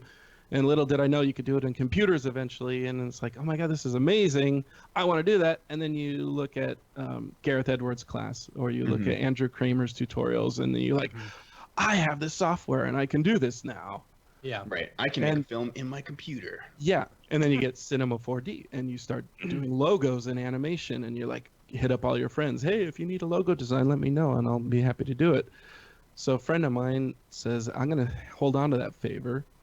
And a few months later, he hit me up and said he had a Kickstarter campaign he wanted to do to raise money to do a little comedy, romantic comedy horror film. And I think start to finish in 10 days, he wrote the script. We shot it on the Canon 7D. I edited the thing, did sound design and ton of VFX. We put it on Kickstarter, and in 30 days, we raised $100,000 to do this movie. Which movie was this? Was this is Night of the Living Dead. Yeah. Nice. And we're on a plane a couple months later to Portland, Maine, and got a couple of recognizable actor faces to do a couple day appearances in it and make it fun. Spent a month shooting the movie there, came back home and jumped into post. And next thing I know, I'm a feature film editor, and I'm editing the film for several months side by side with the director. I was telling David that is the best film school I had ever gone through. That's so cool, yeah. Yeah. And then when picture was locked, we got involved in VFX, and I think at last count there were 275 VFX shots in the film.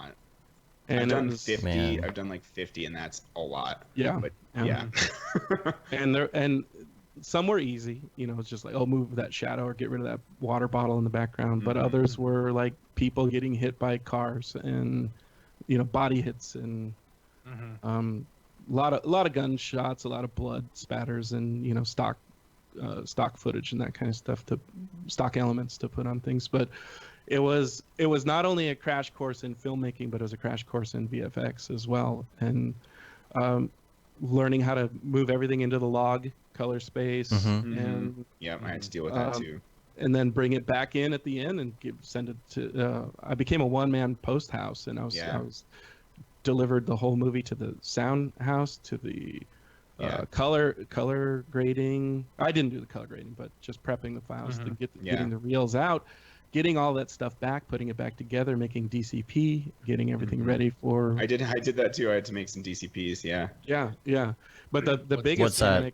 Digital it's cinema a digital package. It's like what you send to the you have to like download some proprietary software to get it done, and then you send it to the theater, to test. So it's like they just take the the digital drive and plug it into the projector, and it's the format that all the digital cinemas project in. But the worst horror story of that film is he set the date for premiere, cast and crew premiere, I think a year later or however much longer later in Portland, and I'm on the plane still doing VFX shots on my laptop. Oh my God. And I'm in the hotel room leading up to the premiere doing VFX on my laptop, and I'm in the back of the taxi on the way to the theater. Jeez. No. Oh my There God. are 500 people in the theater waiting, and I'm still rendering, and I had no time to burn out a Blu-ray or a DCP or anything. So I Just literally play it right from plugged. your You computer. plugged your laptop in? A dude. MacBook Oh my Pro, God. 2013 MacBook Pro HDMI port into the DCP projector and played it from the Premiere timeline. Oh my That's God. And From during the Premiere timeline, from the nonetheless. Premiere timeline, it Holy wasn't shit. even rendered out. Oh my God. And some dingus kicked the power cord out of my PC. So I'm down in the theater. The director and I are standing in the back, my buddy Kyle, and we're high-fiving each other like, we did it. Oh my God, this is amazing.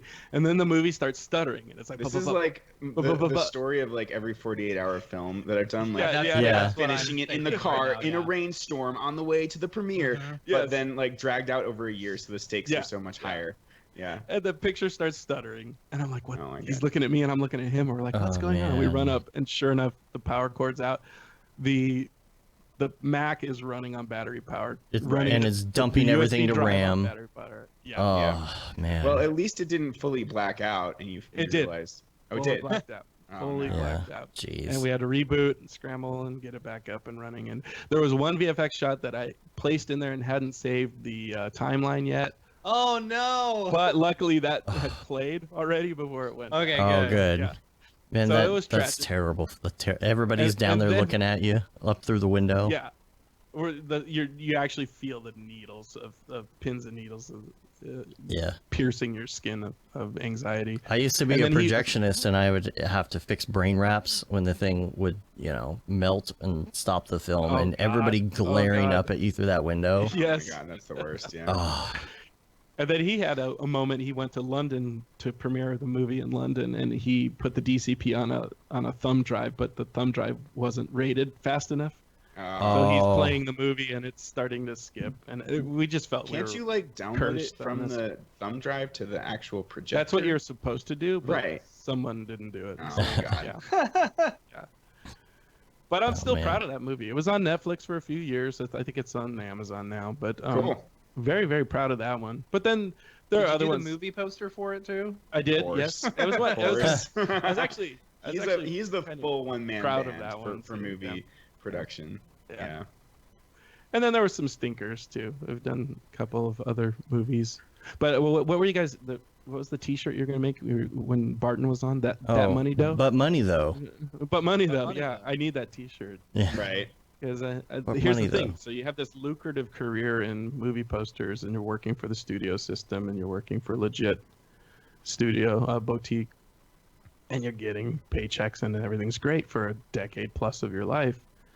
And then you go into the independent film world where everything's, hey, it's back end points, and if the movie makes money, you'll make money, Right. and it's a passion project, and you're like, great, I've always wanted to make a movie, let's do this, for the first movie. But then the second movie, and then the third movie, and then you're like 5 years into solo career, and you're like, but money though.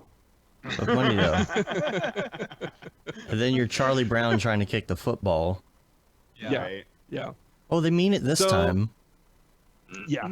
And then But they at come least back. You trained up your skills like a madman, you know? Yeah. Yeah. Yeah. But like David, I absolutely hate doing VFX now. It's like, Oh, you do? That's hilarious. well, Funny, You because come I- around I- finally. I don't Yeah. mind it. I don't mind too much. but you like- think all these years of doing movie poster composition, it's like you take those skills and you take Yeah, those it's editing and you now you're using blending black compositing points and moving all that. Yeah. images. and yeah. you think it's a lateral thing. You go from print to moving, but then Yeah.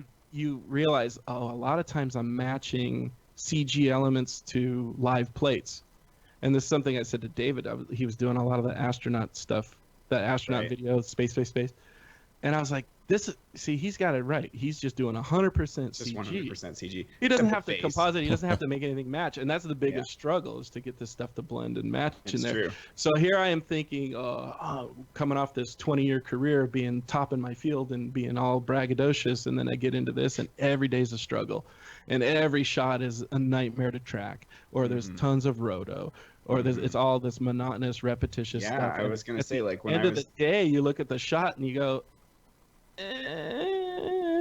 Pretty this good.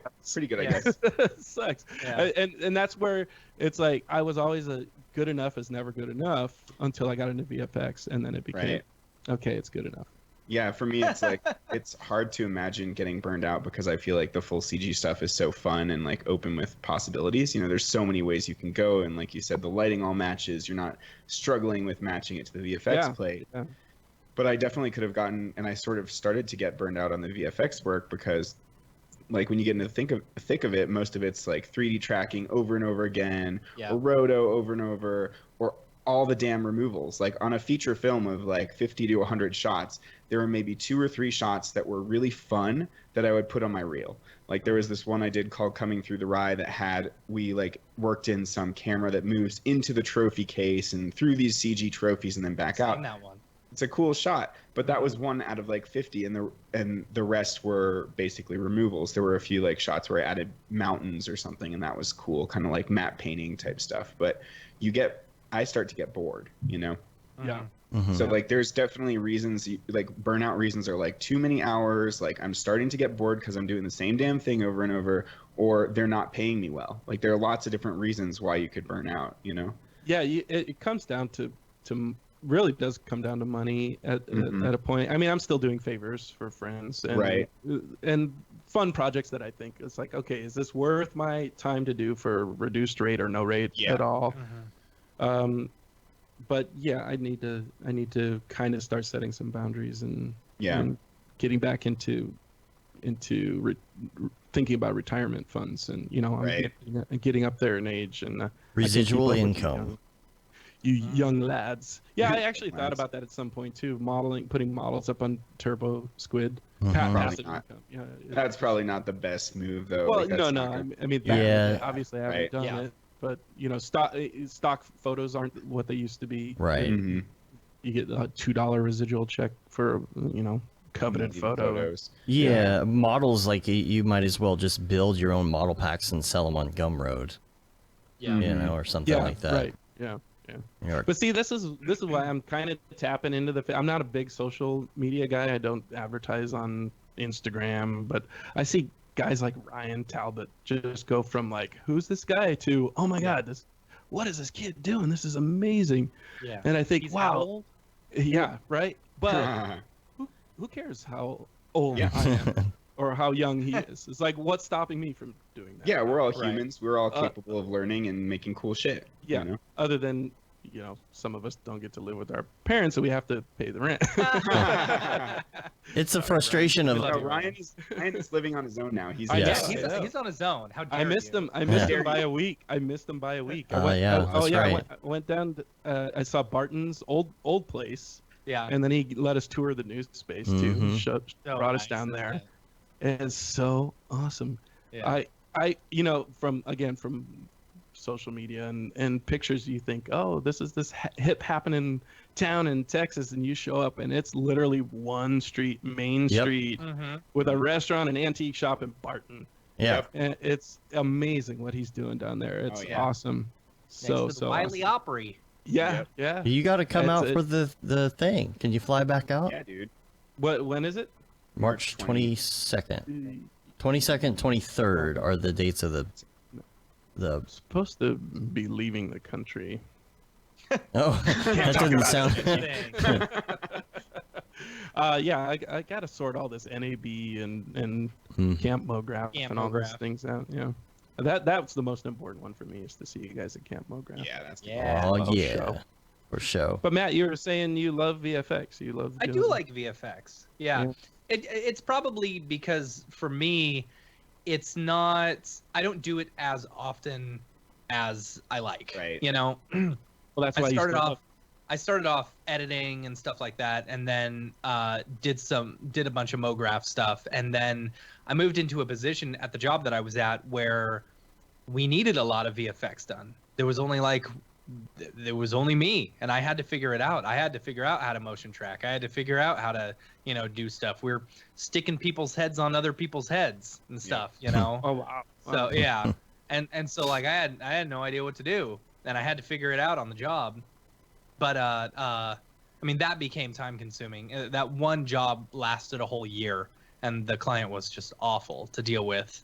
So, but like nowadays, we do a lot of Mograph stuff, but we also have like one or two clients that come back for VFX stuff, and I really enjoy just sitting down and, doing the VFX stuff. I don't like the rotoscoping as much. Well, roto can be such a great, like, relaxing thing for just short bouts, like for like a week. It can be. I'm too. All roto to David. Yeah, give me the roto. Yeah. I'm like tired of this like high-end CG shit. Let's just do some roto. Like I need some more phone it in jobs for a little bit. Yeah. Oh, I meant to tell you guys, I saw one of the jobs I tossed your way ended up on your demo reel. I was actually really excited that actually worked out. Oh, that was the Scooby-Doo movie.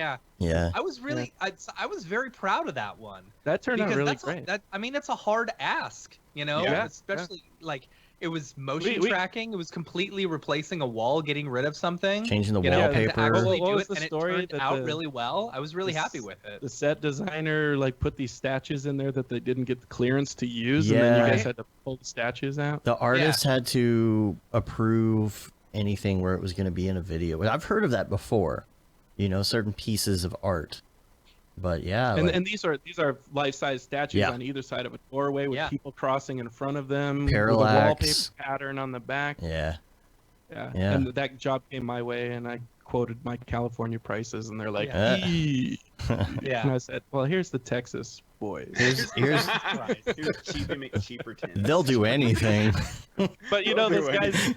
those guys only called me once after that for some birthday video for some rich and famous dude, and I've never heard from them again. If So it makes you feel any better, they never called us back Okay. either. Yeah. Oh, that's funny. I think my funny. guy that used me left the company. That's why I don't hear I from. did get to talk to Ashley Tisdale on the phone though, which was pretty sweet. I don't know who that Who is. is that? How dare you all? Don't know who Ashley Tisdale is. Nope. Come on. It's her production company who put it together. Ashley Oh, Tisdale, you know, from The okay. Sweet Life of Zack and Cody. Oh, And amazing. what else? High School Musical. She was Sharpay. Come on. What? And you got Yeah. to talk to her on the phone. I mean, I was on a meeting with her. It wasn't one-on-one.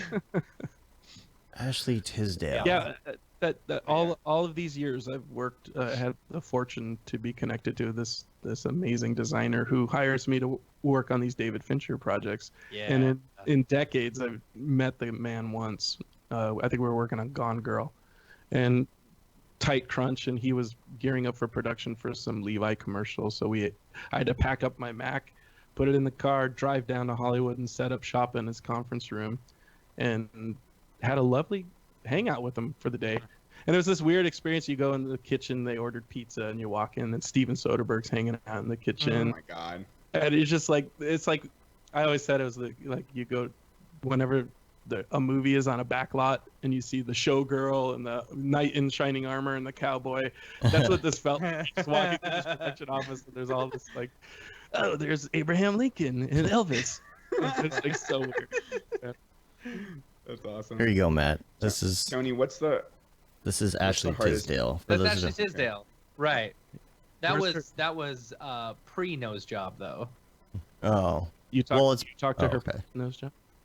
What? You talked to her Allegedly. post-nose- Allegedly. Allegedly. Tony, what's the hardest VFX shot you've ever done? Oh my God. Oh, You man. know which one? Oh, was it the massive helicopter shot? Yeah, where I it's gave it to removed all the Dave. cars? It's in that link if you want to pull that up.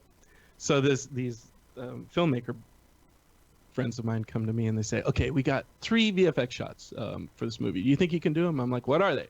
Well, we got this one aerial shot over Vegas. We want it to be destructive post-apocalyptic.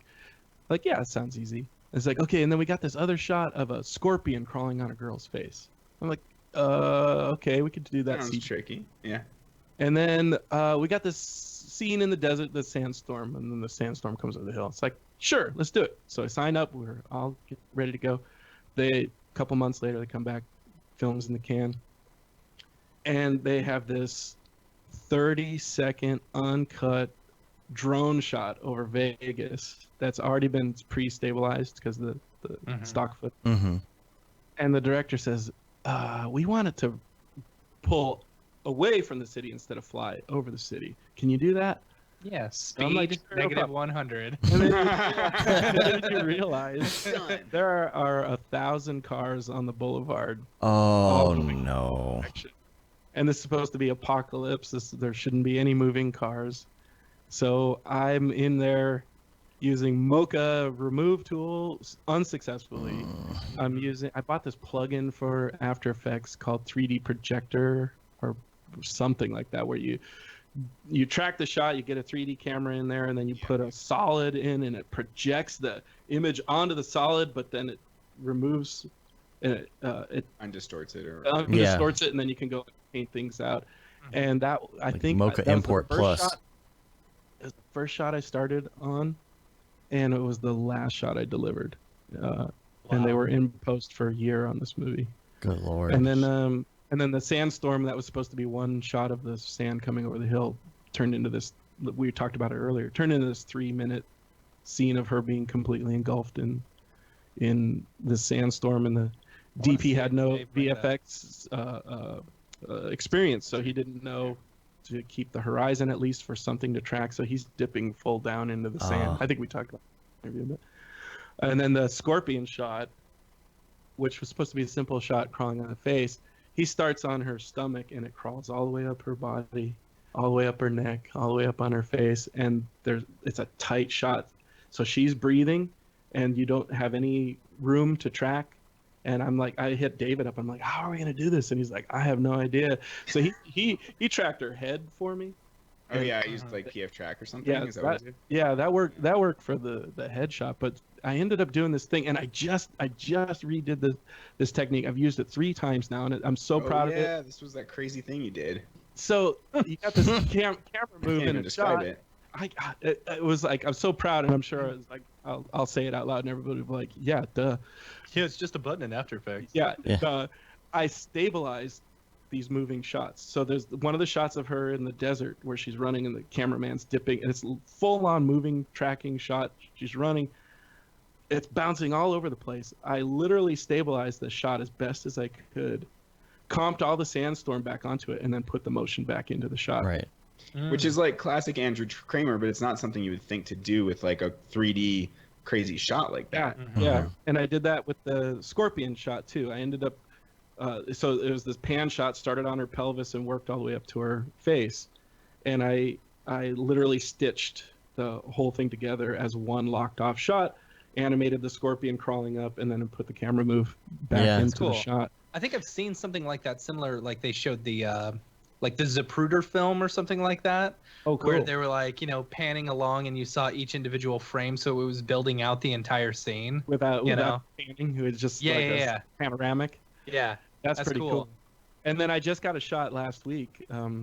Just you think, oh, simple iPhone replacement. Hey, can you do this quick track shot and put a screen in there? It's like, sure. And then I get the footage, and it's a practical screen. They shot it practically, like a Facebook page. And then the girl swipes up the phone to a blue screen, and they're like, can you put a video in that blue screen?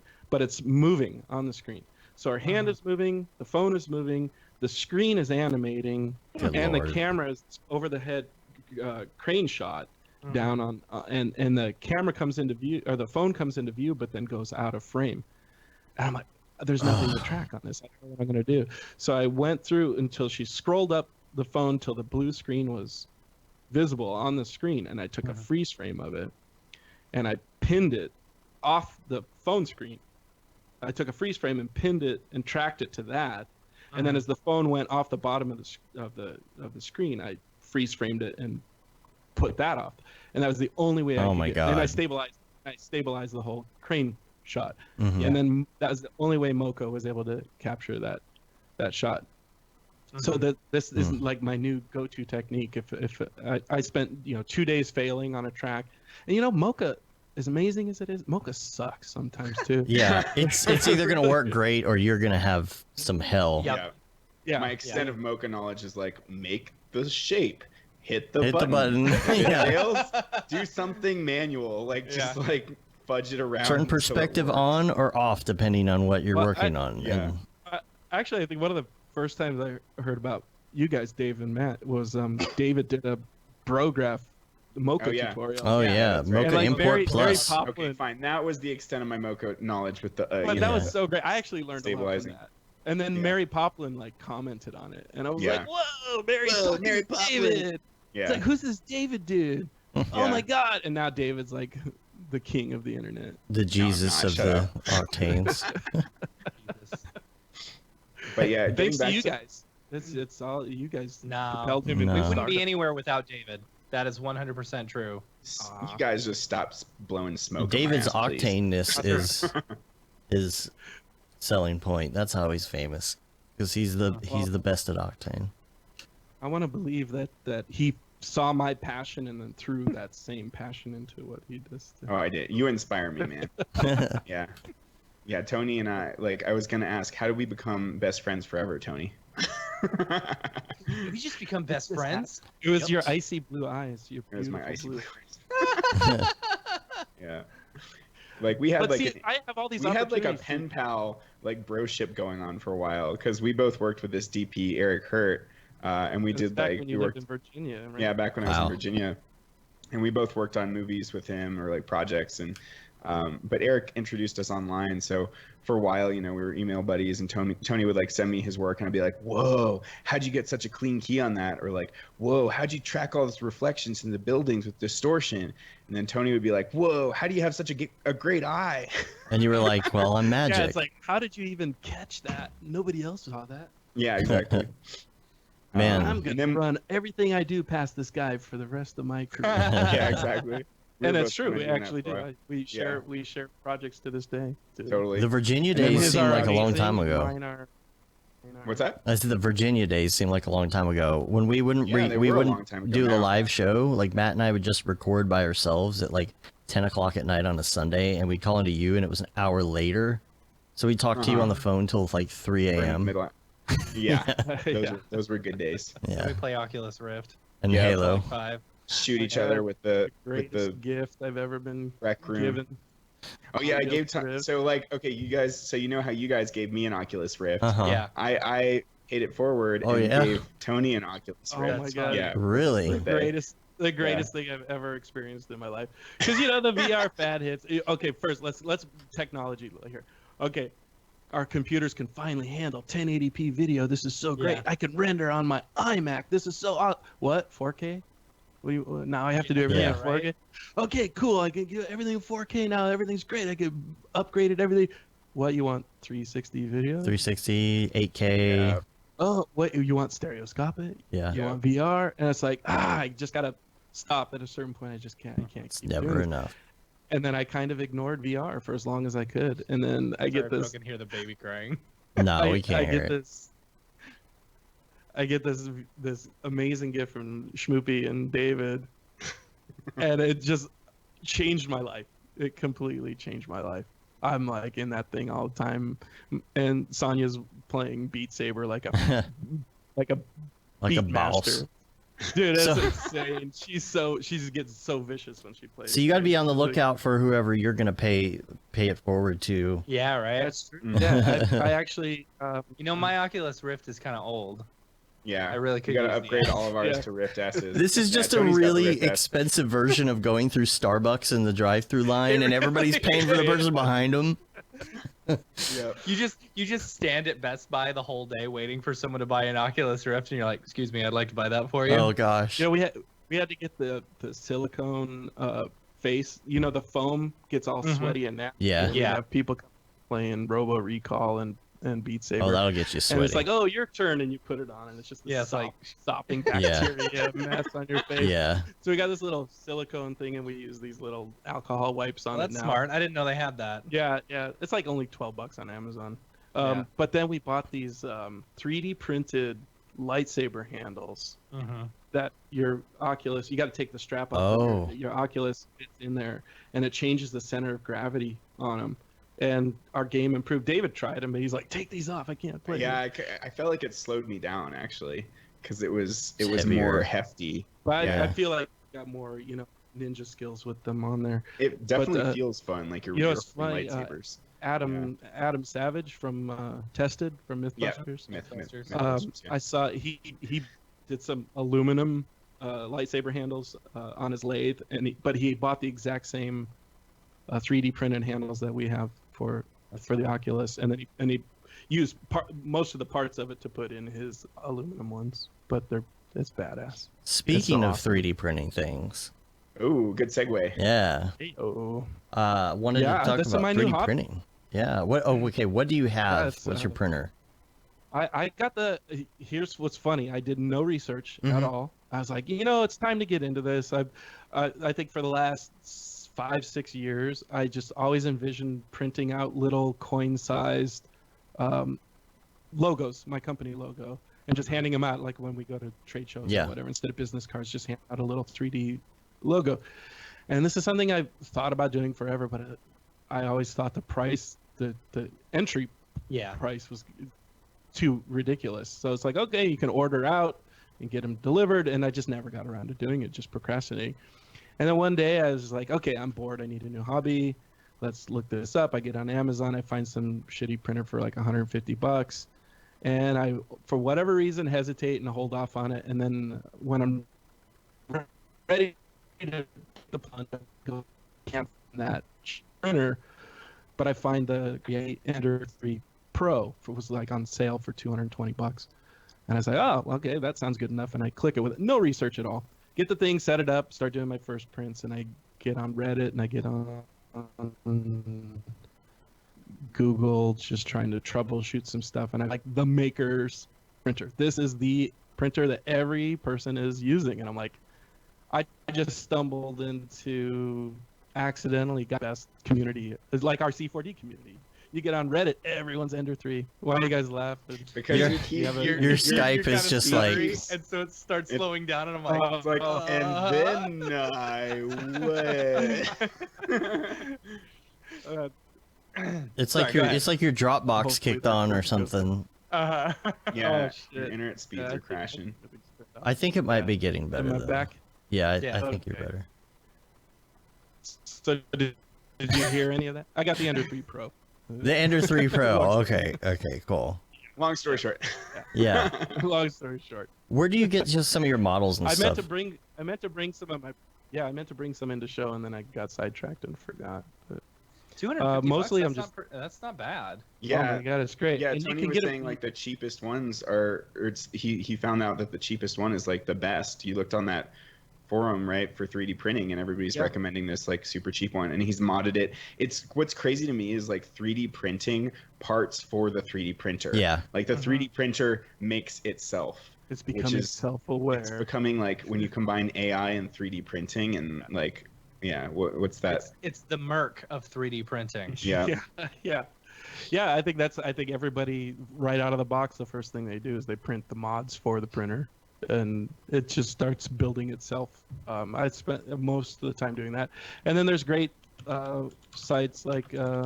What's the Video term for that? manufacturing. Sorry, real quick. What's the term Yeah. for that like probe that like colonizes worlds and like builds more of itself? It's a Van Neumann probe is a self-replicating spacecraft. That's what we're getting closer towards. Exactly. Yeah. Mm. Yeah. But there's libraries like Turbo Squid, but for the 3D printing community, My Mini Factory and Thingiverse, where Thingiverse. people are just dumping tons and tons of free stuff on there. So Yeah. I've only designed like maybe one or two things so far of my own to print. Mostly it's just like, oh, I haven't done the Baby Yoda craze, but I think everyone's His doing name Baby is Groot, the so- Child. Thank you. The The child. child. But I'm having a blast with it. And when I last saw you guys at, oh no, I saw you since then. But when I saw you guys at SIGGRAPH, Oculus had the medium booth, Mhm. Yeah, that the was sculpting thing there, and the people were trying it on, and I got Yes. it bundled free with the Rift, and I was like, oh, this is a cute toy of sculpting. Let's just save it for the professionals in ZBrush or whatever. But then they had a glass case of all the 3D printed models that were coming out yeah, of like Medium. Steve Teeps that did a bunch of those. Mhm. It was amazing quality coming off this thing, and I was like, oh, this is a real tool. Mhm. Yeah. I need to spend some time in It's here. the future of software. Like, I don't know if it'll be like VR where we're so constricted, and can only see the VR world, but like in AR, it's more intuitive to work in 3D that way, to have like these tools right at your disposal and to actually physically interact with the models. and Yeah, whatnot. because you've got ZBrush or you've got the sculpting tools in Cinema, but you're still on a 2D Yeah. preview device. So you're spinning things around, but you put that stereoscopic Mhm. goggles on, and you've got parallax and you've got depth, and it really just takes you into this whole other level of like, this is what 3D sculpting is supposed to be. Mhm. So I can't wait Yeah. to really roll up my sleeves and do something real in it. Yeah. James Ramirez has been doing a bunch of, I think it's Oculus Medium, or maybe it's the other one. But he's been, if you follow him on Instagram, he's been doing a ton of these like super cool little animations and stuff like that with it. Yeah, It's neat. yeah.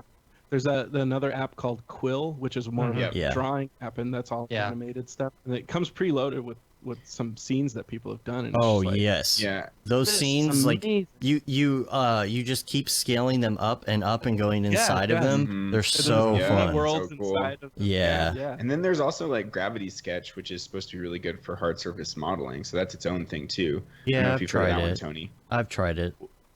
What's it called? Gravity Sketch. No. It's by I'll Google, look it right? up. I don't know. I think Google makes Gravity Sketch. I think. Is that right? Or am I thinking of They something probably else? bought it because they buy everything. Yeah, I know, right? Yeah. Yeah.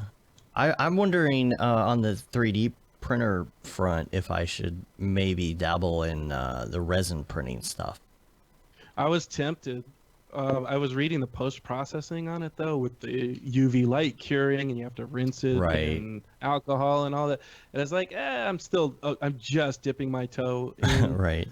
So let me like play around and have fun with it, and then when I get to that level, like, okay, let's bump it up. Then I'll do that. But the Elegoo Mars is like the same price, maybe $50 more than the Ender 3 filament printer. The Elegoo Mars resin printer is under $300. How many? But it's a smaller plate. The build plate is a lot smaller. And I think it's just an iPhone screen resolution. So, but I'm on the Reddit subreddit 3D printing all the time, and you see a resin print versus a filament print, and it's hands down like Oh yeah. absolutely gorgeous. Yeah. Is resin the one that's like potentially poisonous? Like, aren't a lot of these It's pretty very toxic. Yeah. Yeah. Like even the fumes, you have to ventilate, and you have to do where the PLA stuff, the filament printers is like the cornstarch based, and I don't smell. See, I never anything. use PLA. I always use ABS. Oh, you do. So Yeah. you're dealing with some fumes. I know It's some not of these that words. bad though. But the Yeah, thing I know is some of that these if words. you take a print that you've done with PLS and you just set it in your car in Texas, it'll melt. Yeah, that happened to me. I made these little medallions to give out at Burning Man, Mm-hmm. and I had one in my car, and the whole thing just Yeah. sunk in on itself. I mean, PLA is supposed to be better for the environment and whatnot, but yeah, yeah, it's biodegradable, blah blah blah blah blah. all that stuff, all that fun stuff. Oh, blah blah blah blah blah. It's, huh? it's non-GMO. Do you have dual heads? I think I would get into it if you could make like bronze or I mean, like, I know that there are Well, metal 3D printers yeah. already, but they're like way harder to use, right? Did you And more see that expensive. Adam Savage did a full-size Iron Man suit out of titanium 3D See, that's print? amazing. Oh my god. $250,000. Oh my god. Yeah, and it's bulletproof. They shot Jeez. guns at it, No and then way. they took it to what's his name, Ren at Corridor. Did you see the video where he Oh, did What? I No. Oh, I've seen where he does the rocket. the That's jetpack yes. thing? Yeah. Adam Savage took his Iron Man to that same dude, and they flew the Iron Man suit. Oh, with that no jetpack. way. Yeah, That's that was so pretty cool. awesome. Yeah. Yeah. Wow. Yeah, that Speaking episode of- with Ren and the speaking jetpack is really fun. You should Speaking you of guys should check it out. Corridor, Yeah. Oh yeah, Um, we went David- up to Corridor before I moved. we went to Oh, you We went up did? to Corridor. Yeah. We Yeah. need to have Ren on the show. Yeah, you do. Yeah. For serious. And Clint. Clint is amazing too. we I mean, all couldn't- those guys are awesome. Yeah. Nico and Sam. Ren's got some energy, man. That dude. Oh yeah, he totally Yeah, does. Isn't he the Beat Saber master? He's like, He's yes, he's he like is. one of the world champions of Beat Saber or something. like that. Seriously? That's funny. Yeah, he's freaky good at it. And like when he was doing this gravity suit thing and like actually hovered, he was like, "It's all the Beat Saber training." yeah, he got a coin for doing that. Yeah, he That- got two like coins because he the challenge in just, coin. in just 2 times he managed to hover, which is very rare. Like most people take way longer than that because it's very hard. You've got jet turbines on your arms and one on your back, and you have to like make a tripod of force and hold your body steady Wow. and like bring your arms down gradually and vector downwards, which is what lifts you off the ground. It's freaking nuts. Like they just made this Iron Man suit just because. There's like really cool TED Talks about it too. I spent a whole day, wasted a whole day Man. basically like researching all this. It's so for awesome. research. If you guys get a Yeah. chance to Savage Builds was on like Discovery Channel or one of those Science Channel Discovery. Yeah. He builds the whole Iron Man suit, 3D prints it titanium, and they go fly it with the same guy that Ren went to. I've been looking Awesome. at some of those Adam Savage. videos. Yeah, Adam Savage also just like posted some video of, so he's got a Spot Boston Dynamics like dog now robot, and he, Oh, the yeah, real yeah. one, not the a real one, yeah, and he posted a video of the Spot like pulling him in like a horse-drawn carriage. So yeah, funny. Oh. like, rickshaw. He built a rickshaw. Yeah, and he built a He rickshaw. built a rig for the Spot to carry him He's on like, that. "You got this, Spot. You got this. This one's uphill, so it's not Did gonna you work." did so you good." see the unboxing though when MIT gave him the Spot and he took it out on the Yeah, like the playground or the obstacle course? Yeah. I did. That was cool. And you're watching this thing crawling up these rocks, and it looks like a dog or a goat. It does, The way this thing yeah, is the moving way it on there, counterbalances it's and so catches freaking itself. creepy. Yeah. I mean, it's as creepy as the Boss Town Dynamics fake thing. Boss Town. This was Bosstown. Corridor. No. Oh, no, We're Adam Savage has the real- jumping the real between one. Mythbusters and Corridor back and Right. forth. Yeah, the Corridor made the fake. Yeah, The Corridor fake made the one. fake Boston And Dynamics one, Adam Savage has the real one on loan for a year. which I participated in that Corridor I was video gonna say, and you made helped out. bees. Bees. Oh, you were the Bees. bee dude. Oh, that's Yeah, awesome. I was the bee dude. Oh, nice. Which everybody's like, that's the one thing that gave it away at CG. Those bees looked like ass. But you Aw. guys didn't see what the bees looked like before I got the shot. Like awesome. Sam's attempt at the bees looked like weird black bats. Okay, Yeah, you found it. there Nice. it is. There's Yeah. the Corridor. There's Isn't the that rich cool? shot. It's Oh just my like gosh. crawling along like a dog crab. Yeah. Like a It's like dog. I love how fancy that rickshaw is. They spared no expense. He built Yeah. that. Yeah. Wow. That's like my new hobby is watching Adam Savage on Yeah. YouTube. That's a Man. good one. It's so much better than Mythbusters.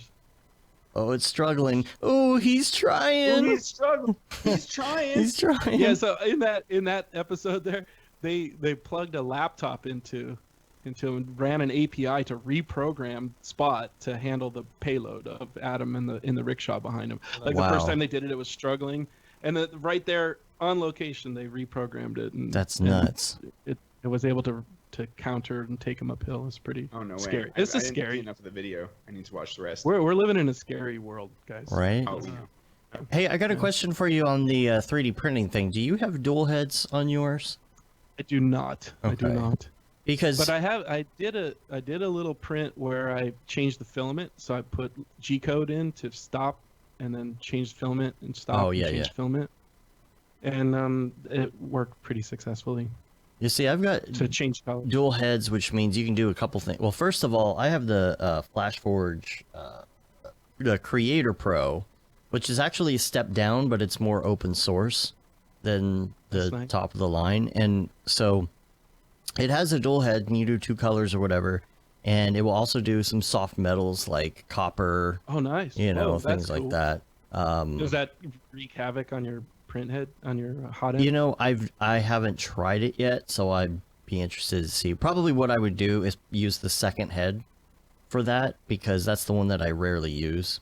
But there's something I really want to try, which is do you do support structures for yours or anything like that? I try to avoid it as much as possible, but sometimes you just gotta do Right. it. I use Cura, and the latest version of Cura has some better plugins for custom supports Mm-hmm.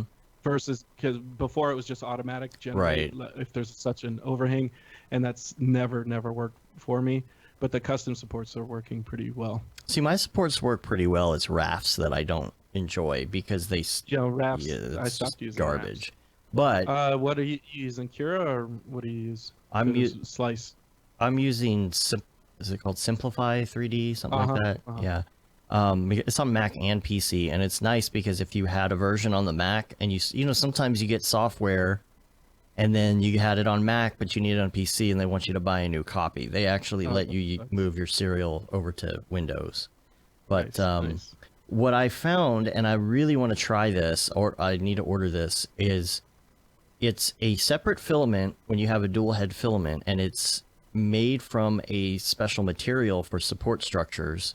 So it dissolves in water, right? dissolvable. So you put it in as a support structure, and instead of sitting there trying to chip it away or use a knife on it, you just dunk it in some water, and the whole support structure just disappears. Yeah, they were demoing that at SIGGRAPH as well. Oh, really? It's pretty. Yeah. Yeah. That would definitely be the advantage of upgrading. Mm-hmm.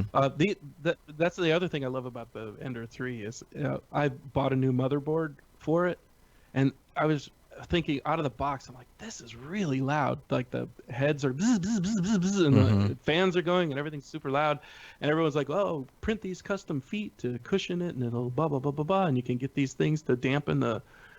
And then I spent $32 for the motherboard upgrade, and the thing's virtually silent. Oh, weird. I have no idea. How did you make the stepper motors silent by changing the circuit board? It must have have to do with how it steps it, I guess. It's a night and day silence. I mean, you still hear the power supply fan go. It's pretty loud, louder than the PC, but so much more quiet. I could run them overnight now and not like freak out.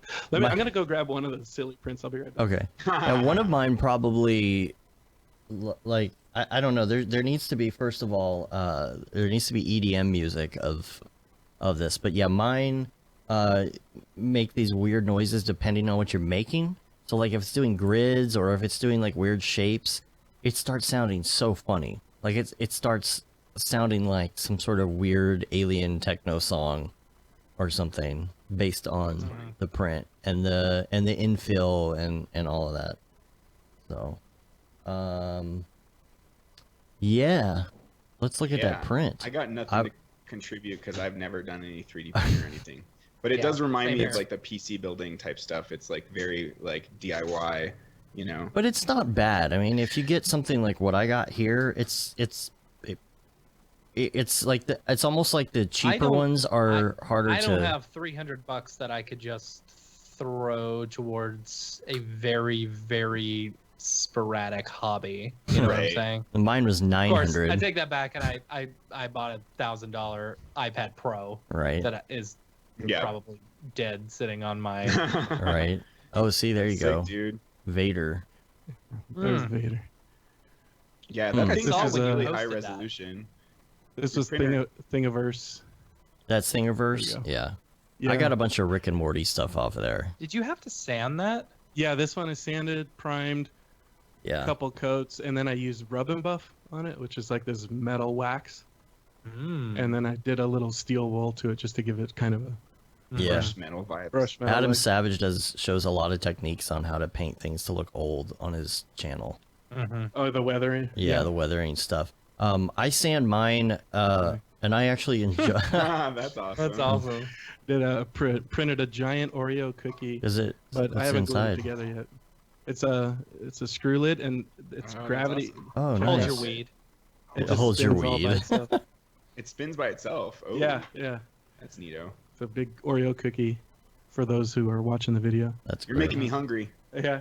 I know. But here's the one again for the people watching video. This is the demo cone, right? I did the G code to change out the filament. So black, orange, and white. Yeah, see, So I mine didn't did have it trouble. dual colored automatically. I love the That's dual pretty head. nice. Yeah. So And if you then- want to do more than 2 colors, do you have to switch out? You have to switch out the filament as Yeah. it's going. Yeah, you put a pause in the G code, and it's a layer thing too, so you can't kind of You have to do it orient quickly. No, stuff heats up and cools down pretty fast. You just don't want to But this is, accidentally nudge the bed. Nice. So the whole reason for years of wanting a 3D print, I So you could finally have that. printed my logo, It's funny. and then doing silly stuff like Oh No, wow, that's that cool. one's nice. skulls. Nice. So it's And how long I'm did that just take you to making more. print? That was 9-hour print. That's not too Man. But I'm just printing a bunch of crap I don't need. Oh, that's cool. I like Just hold all that. my tools in there. Yeah, a little milk crate. And all that stuff's on Thingiverse, so it's like, Yeah. and so I can't even brag about it because I didn't create any of it. Yeah, but don't you have that skull that you sculpted yourself? Oh yeah. Yeah. I created this character that I'm going to do something with someday. You know how we always have that Right. project. So I've got an animation of him on my Vimeo, and it started out as a pencil sketch. It turned into a hand-drawn comic book. It turned into a Flash animation through the years. About 5-6 years ago, I made him CG, came to life, and then I printed him in 3D. So after like a decade of designing this character, I was finally holding him in my hand. It was like this really like, I made this. That's awesome. That's funny. But yeah, a friend asked me the other day, so what do you do with all this 3D stuff? And I'm like, Put it in a box. yeah, Yeah. So- I just You're like, it's Waste. funsies. yeah, it's literally a hobby at this point. I haven't. There's a subreddit, functional prints, where people are actually like replacing knobs for things and Yeah. connectors and things that break, and it's like, yeah, maybe one day I'll print something functional. Like a lot of people are printing headphone stands that clip onto desks and that kind of stuff. Yeah. But so there are Yeah. practical uses, but Yeah, a lot of I the comments had a are 3D print of an Oculus one. It just holds the Oculus sensor so that you could put your third one back up on the wall. So just like a little Oculus mount. There's tons of stuff like that. Yeah. who needs Yeah. Oculus sensors when you have the I Rift know S? you've got the Rift S. I know, right? I've still got the old one because I didn't buy it for myself. Yeah, but it's yeah. a great hobby, and it's relatively inexpensive. It's not like I had to dump thousands of dollars into it, Yeah. like switching from the Mac to the PC. Right. That was a pain in the ass. What are you guys going to switch back to Mac with this new No. $50,000 If Mac? someone No. gives me one, sure. And then you still won't use it all the time. I'm considering getting the low end, just to see how Octane performs on it, because I really hate going to the PC. For Well, all my stuff. Octane has to be able to perform on it first, and so does Redshift. Right. Yeah, Which now I don't think they're even to that point yet, are they? Like Yeah. Jules was saying, like they haven't Jules was saying updated they're something. waiting on Apple. No, they're waiting on Apple, like Yeah. probably for another 6 months or so. Oh, really? Yeah. Yep. I have a feeling. Once we finally get it, It won't it's be not as gonna fast. it won't be as fast. Yeah. Because you're having to create emulators for the way Random it should things. work and blah blah blah, which is causing more, I don't know, more memory Processing power you're losing. processing power. Yeah, Yeah. stuff like Well, that. Technical things. I know in the interim, before I decide what I'm doing with the Mac, I want to get a new iPad Pro with a pencil. I don't I have really that. like the iPad Pro. I You- really you like see, it. you I can don't do use it as much as I would like, You- but I really do like it. You see, you can use it as a palette monitor on your Mac now. I think you can, but you have to pay. You have to pay for an app, but the What? app is not. Yeah, I know, right? That's not The built app- into Catalina. I know that you use. Oh, I it. don't know about that. I don't I think know it's about built that. into Catalina. Oh, is it? Okay. Yeah. About Yeah, time. so you can use it. You can use it as like a Cintiq now. Hmm. So That's because I use a cool. Wacom tablet for everything. Dave, if you could pull up, there's one of those JPEGs in there. It's the girl with the dragon tattoo. Oh That's yeah, this, the best hair mat you've ever done. Yeah, it's pretty amazing. GTW or so, GWT. I don't know. Yeah, I was gonna ask like what so now what does your work look like? That now that you burned out on the posters, you Mhm. burned out on the VFX indie people, working you dry. Went on a bunch of vacations last. Went on a year, bunch of so now you gotta vacations. Now So I that spend my money, though- days. I spend my days watching Adam Savage Tested and play Beat Saber. Yeah, so I got it. So what I do, a lot of the work that never sees the light of day are conceptual designs now. A lot of title design, like I did the help conceptualize the idea for the HBO title for The Outsider that Elastic ended up doing. Mhm. So at the beginning and end of it, or at the beginning of every episode, there's a cold open, and then there's this real cool ink dissolve, and then the image distorts within the ink, and then reveals the next scene within the Right. ink. So we did a few iterations of how to come up with that, and then, funny enough, I think I was going to Burning Man. So he said, package up your whole file and send it off, and then they went to Elastic, and now they get all the credit. And it looks way Is way this better is than this I it? probably- Yeah. So can you zoom in on that or no? It's okay. Enhance. Computer enhance. All right. So that's this is what I pride myself in the poster world. A lot of people just like, oh, let's just scribble hair where hair I think hair should be. I will follow every exact hair that's in the actual photo. Oh my. And normally I'm hand on tablet, eyes on screen, that eye hand coordination where you're just trying to match the but for this Yeah. job, this is the first job I used the Cintiq where I was actually pen on the screen. Yeah. Mhm. So for the iPad, I'm really excited to try that. Yeah. If you can use it as a Cintiq type. I should upgrade my crappy iMac. See if it will. If it does, I should give that a try. That would be cool to be able to just move over there and use my iPad Pro as a Cintiq. I doubt your Yeah. crappy iPad will upgrade. That's the problem. My crappy The- iMac. Yeah. It might. Who knows? What year is it? I don't know. It's So here's crappy. the question. So Tony's like been doing this stuff like way longer than us, and he's burned out. a couple times and switched careers. Like, when are we going to have our career burnouts and switches? What makes you think I haven't burned out and switched careers already? What's your new career, Matt? What are you doing? This is the new career. This is the new career, Yeah. podcasting and making Mograph. Mography I burned things. out on Yeah. I burned out on the food industry. Mhm. You know, couldn't do Domino's pizza anymore. Then I came back here, right? Yeah. I could Well, still eat Sonia and I Domino's were pizza. talking last night about the staying relevant and where do you find that hustle to keep going. I often say I worked my ass off in my 30s, and I don't remember my 30s. I say I went to bed at 29 and I woke up at 40, and I just went, what just happened? No friends, no family, no canceling events and dinners, and can't go on vacation because you're just working around the clock. And you do that for 10, 15 years, it's going to definitely take its toll on you.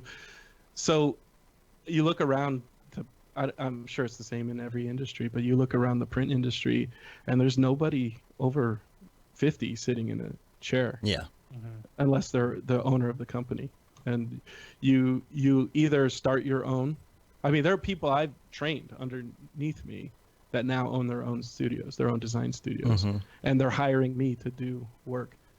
And so that's why I say I don't freelance. I don't say I'm a freelancer. I say I'm a business owner. So I started my own company. So I don't go in and sit at a chair. I mean, I don't either, but I still call myself a freelancer. I never go into any studio ever, and I haven't for like 4 years. Yeah. Well, I think the tricky part is, like, unless you come up with a name, like all these silly company names, like Mograph. Aria Visuals. Yeah. It's a fake Like, company. I mean, don't even have mine, an LLC.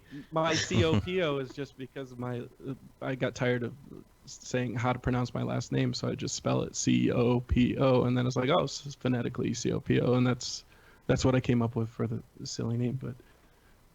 But everything, there's a lot of something dog. There's dog is in the name, and it's like ridiculous company names that everybody comes up with. Pixel. Yeah. Pixel's a popular one. Optic Nerve was one of them. A friend started. Yeah, so Technology it becomes a challenge to Jesus. come up with a Interslice. Aviato.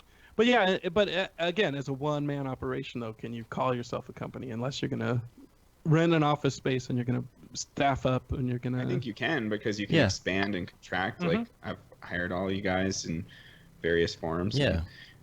And that's the new thing, is working remotely, and it's not getting disrespected as much as it used to. And people take you seriously. And now I have jobs where I haven't even talked on the phone to these people, and they're still paying me, and it's so weird. Yeah, those are weird. Yeah. It starts with an email. Said, oh, can you do this? And then you end up sending them some mock-ups, and then you keep going, and they're like, no, that's great. And then you realize I never talked to that person on the phone. Right. Yeah. Super weird. Yeah. I haven't seen a client face to face in years, and I live in LA, and I'm like, what? I look at all you guys. You guys are doing LA based work, and you come here for trade shows. You know? We have one client who we've had since the very beginning, and I talk to him at least a couple times a week, and I've never seen his face. I have no idea what he looks like. That's funny. Yeah.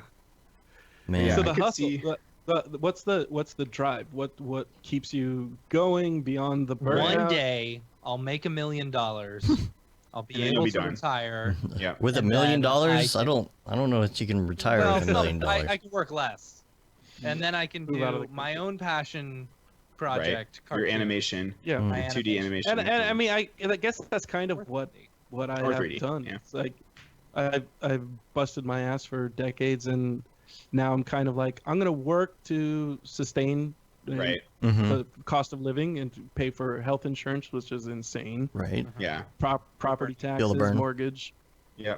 And- Burn.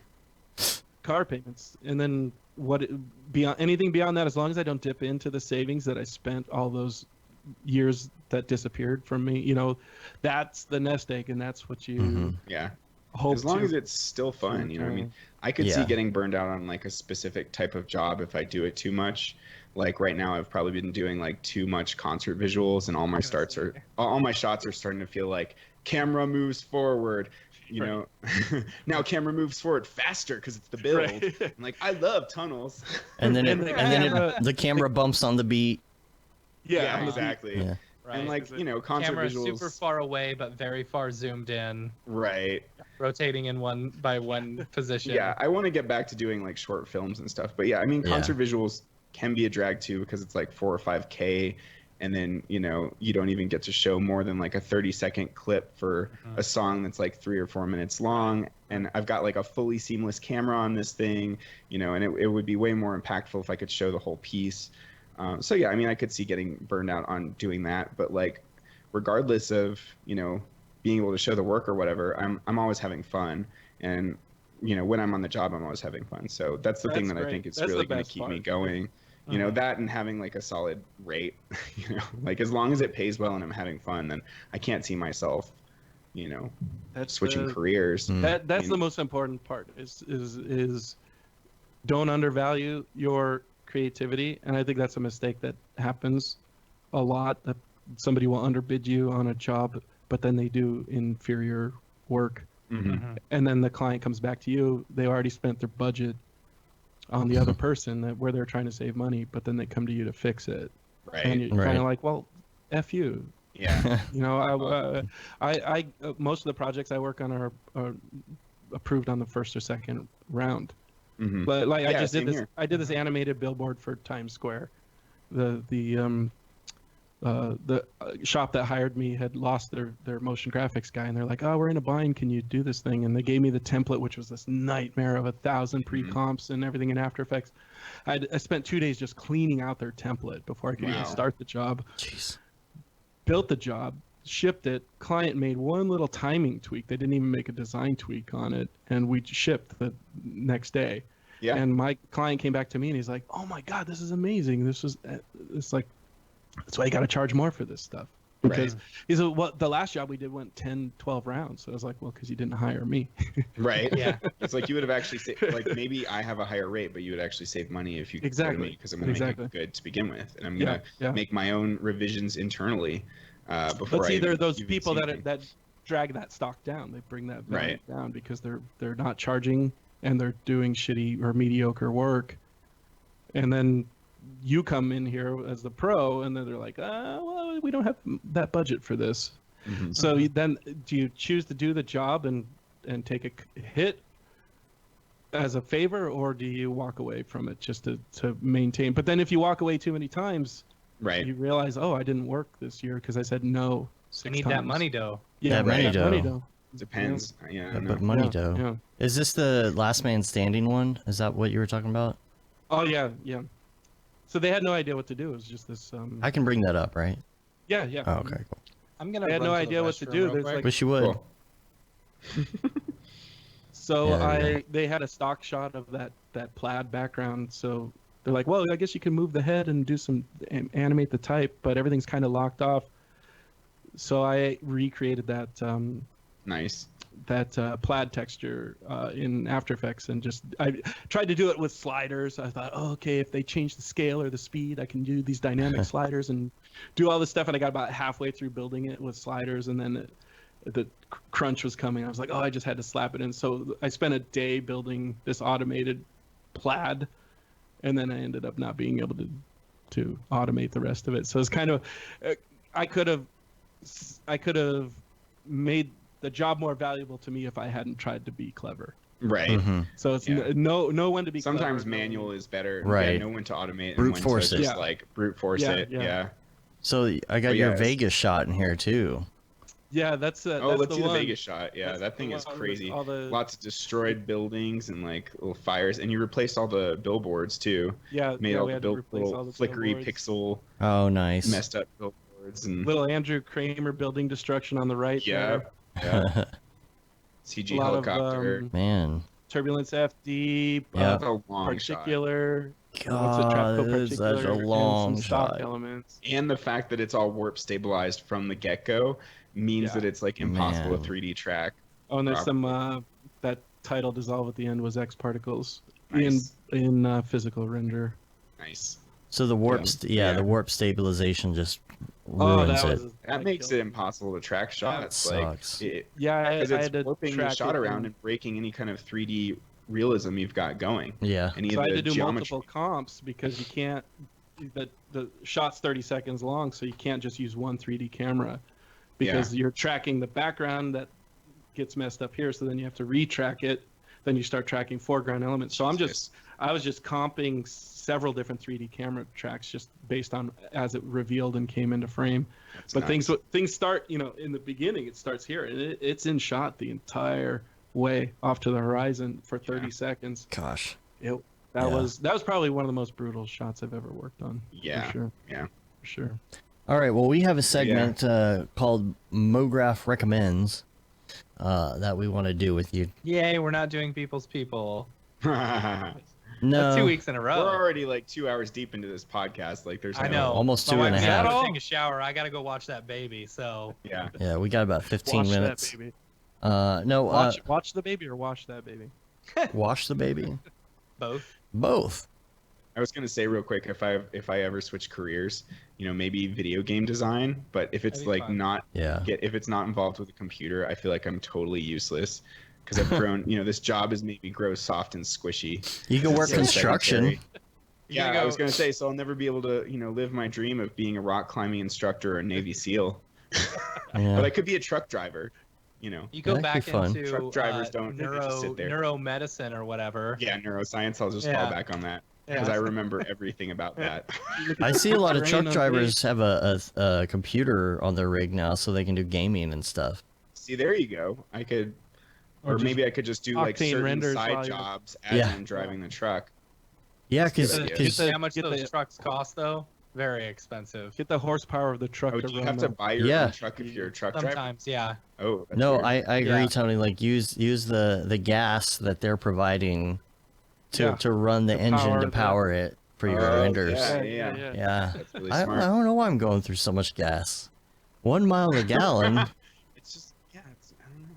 Oh, I put two things down here on my list I wanted to just mention. There's I don't know the origin of the quote, but we were talking about Beeple, who by the way is hilarious in person if nobody's ever Right. met him. I know all of us have met him, but I met him a few times, and then at the last it was the not Motion Plus. What was the Control Z Yeah. event? We went to the after party with him, and he's like, "Oh, I remember you," and he's talking to me, and then I think somebody mentioned my posters, and I pulled up that Dropbox that you were just showing through, and he immediately handed me his phone and said, "Put your number in my phone." That was pretty awesome. Yeah, he's That's rad funny. like that. But He's I don't super know the origin of the quote, but something I try to live by is create something today, even if it sucks. I don't know if you guys have seen that Yeah. floating around on mugs and kind of stuff, but I put it as a wallpaper up on my third monitor, just as kind of a reminder that I'm not an everyday guy, and I think there's too much stress involved in that because Yeah. I'm too much of a perfectionist. But there is something to be said about, and it's a bit of a reminder to just keep pushing yourself, and you don't have to show it. You don't have to put it on Instagram, and you don't have to share it with anybody. But just do something, even if it's a stupid 3D print, Right. Just something that you did as a creative, just to feel like you're using your brain or your talent or whatever, just to feel a little bit fulfilled. And you don't know And who then- said it? No, I actually tried to Google it to find it because there's another quote. I was going through my Instagram and I did this little thing. My grandfather gave me these porcelain letters. They were title letters back in the day before computers. You would lay these little 3D letters with sticky back on them, and you could do titles for home movies. And I did this little silly video on Instagram, like a time lapse of I just used chopsticks and I spelled out this quote, and I found it's George Adair quote. Whoever that is, I don't know who it is, but everything you've ever wanted is on the other side of fear, and I strongly believe in that as well, because fear is the biggest hesitation to do anything.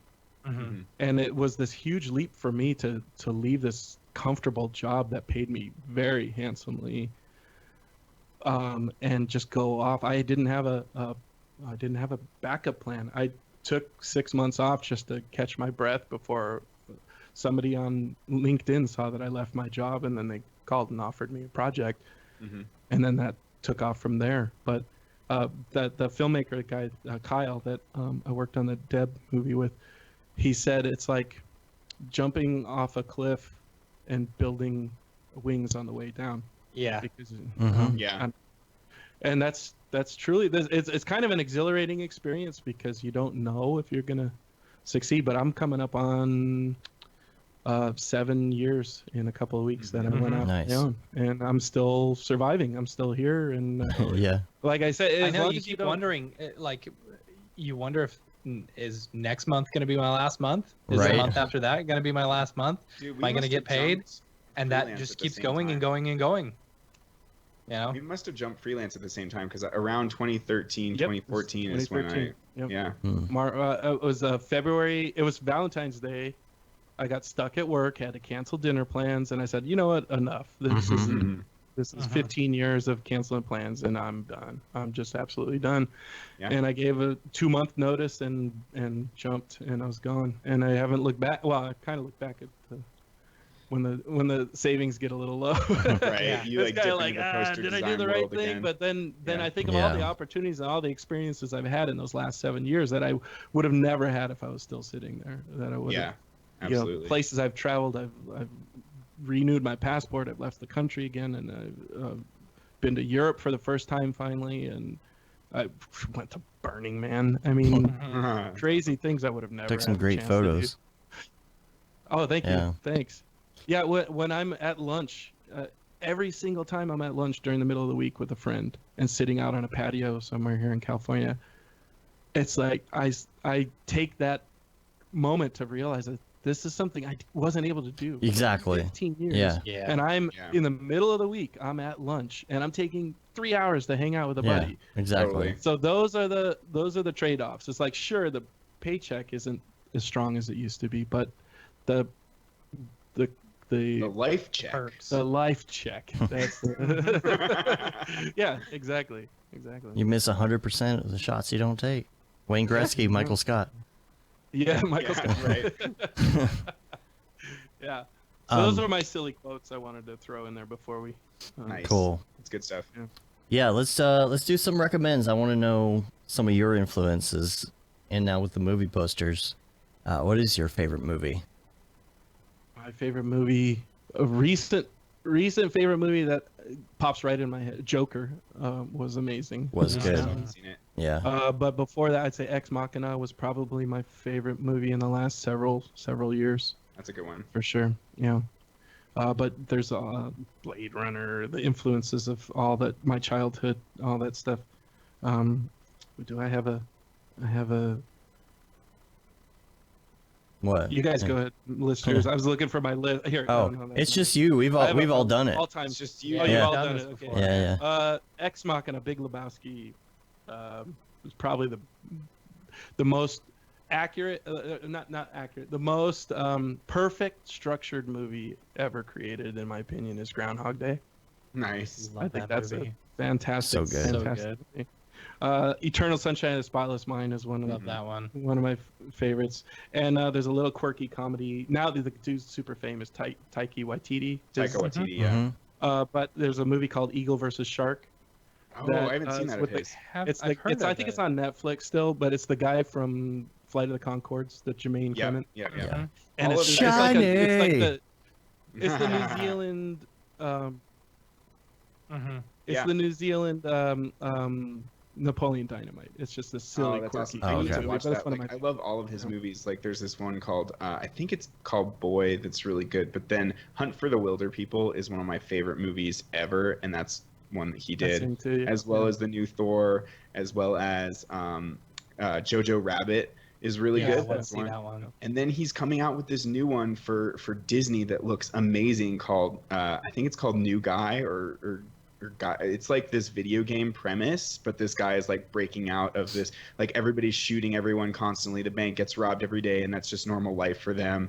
And then he like breaks out and becomes like a hero in this video I game. have called- seen the. it looks so. It's Ryan trailer for that. Reynolds. It looks so That's fun. right. Yeah. And Right. yeah, so that's gonna be a really good one. Taika Waititi is like, he's so good at doing indie films, but then also so good at wrangling these massive Hollywood budgets. He's like Hollywood's golden boy right now. It's pretty Yeah. amazing to see how he And he's just funny. blew up Super overnight. Yeah. Yeah. What We Do in the Shadows. Did you see that? Yep. It's like Yeah. a mockumentary. That's Yeah. super funny. I didn't watch the TV show, but the movie was really What- funny. We're not swear wolves. We're werewolves. What other favorites? Music. What is your favorite music?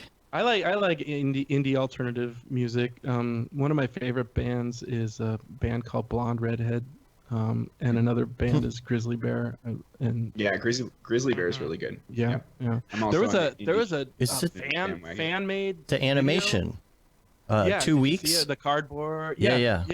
Yeah. Like 10 years ago, Mhm. some fan made this video. Yeah, It's I've seen that. spectacular. You sent that to me, Tony. It's Yeah, I really did. good. Yeah. That was around the era of the third and the seventh, kind of Yeah, that era. And I looked at it. I'm like, okay, it's like V-Ray and 3D Max. Okay. That was amazing. Yeah.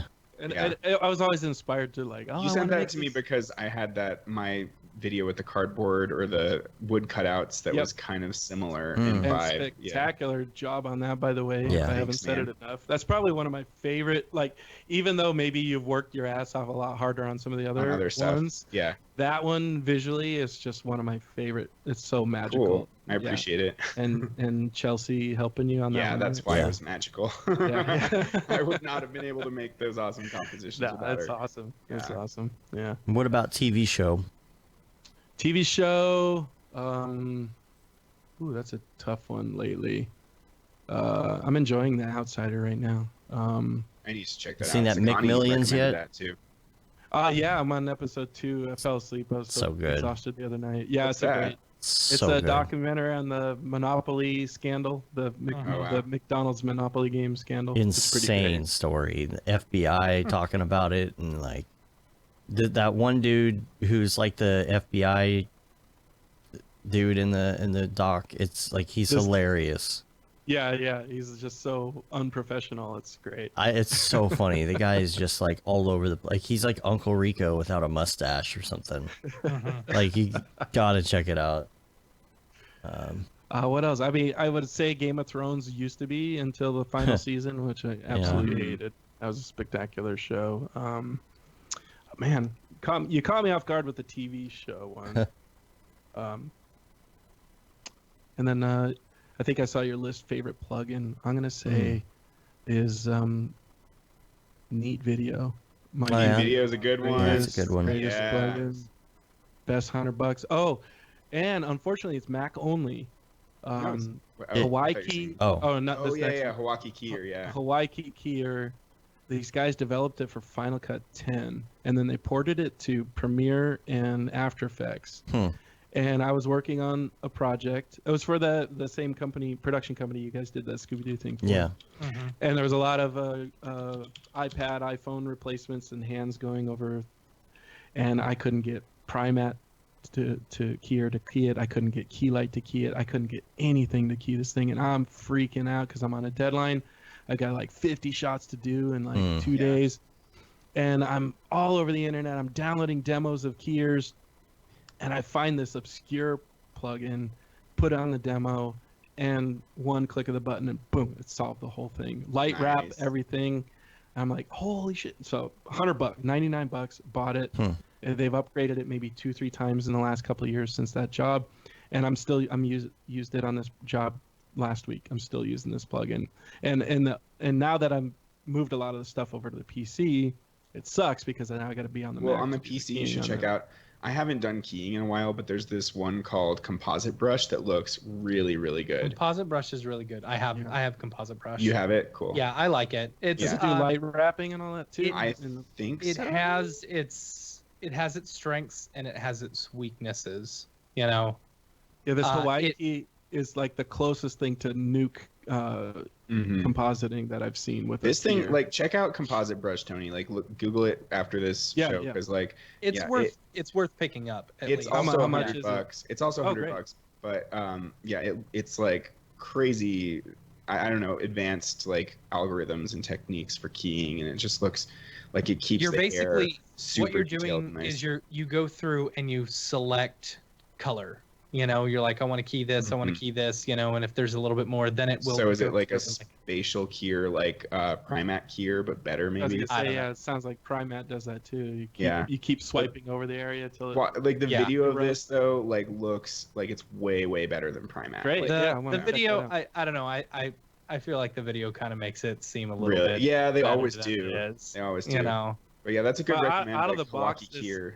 out of the box Hawaii key, you literally just apply the filter to the layer without touching a dial, and you're 90% of the way there right out of the box. That's cool. And they have two settings. There's a green and a blue, so it's not like Keylight or wherever that you have to tell it it's green or blue. You use the green plugin or you use the blue plugin, and out of the box 90% of the way there, and then you just do a little cleanup on it. The thing I've learned with all of that stuff is you have to pre-comp all your background. Like if you scale your background, if you add color correction to your background and do all that stuff, pre-comp it so it's one layer, and then then you tell the light wrap before like the key. I'll denoise the key, and then I'll use it as a track mat, and then I'll pre-comp the track mat with the key. So then I can then apply their edge tools. They have a separate plugin called Edge Tools. Then it references the background layer, and it uses that for the eroding of the edge, the light wrap of the edge. It's you still have to do like a lot of core mats and edge mats and separating stuff out. No, it's all just on tricky, like shitty lighting shots. Somebody doesn't know what they're doing on the screen. You have to do like a separate hair mat. But most of the time I can get it with one pull. Wow, that's cool. Yeah, that's it's cool. pretty great plugin. Okay, now what about podcast? That's one we skipped. Radio Lab is probably my favorite. Yeah. And that and 99% Invisible. You said 99% Invisible used to be a much shorter podcast. I think he was hired on the the public radio to just do these little 5-minute interstitials between shows. But then he created the whole Radiotopia network, this Roman Mars, and so now there's dozens of podcasts under his umbrella but so 99% Invisible kind of, in my opinion, kind of outgrew the magic that it held for me originally.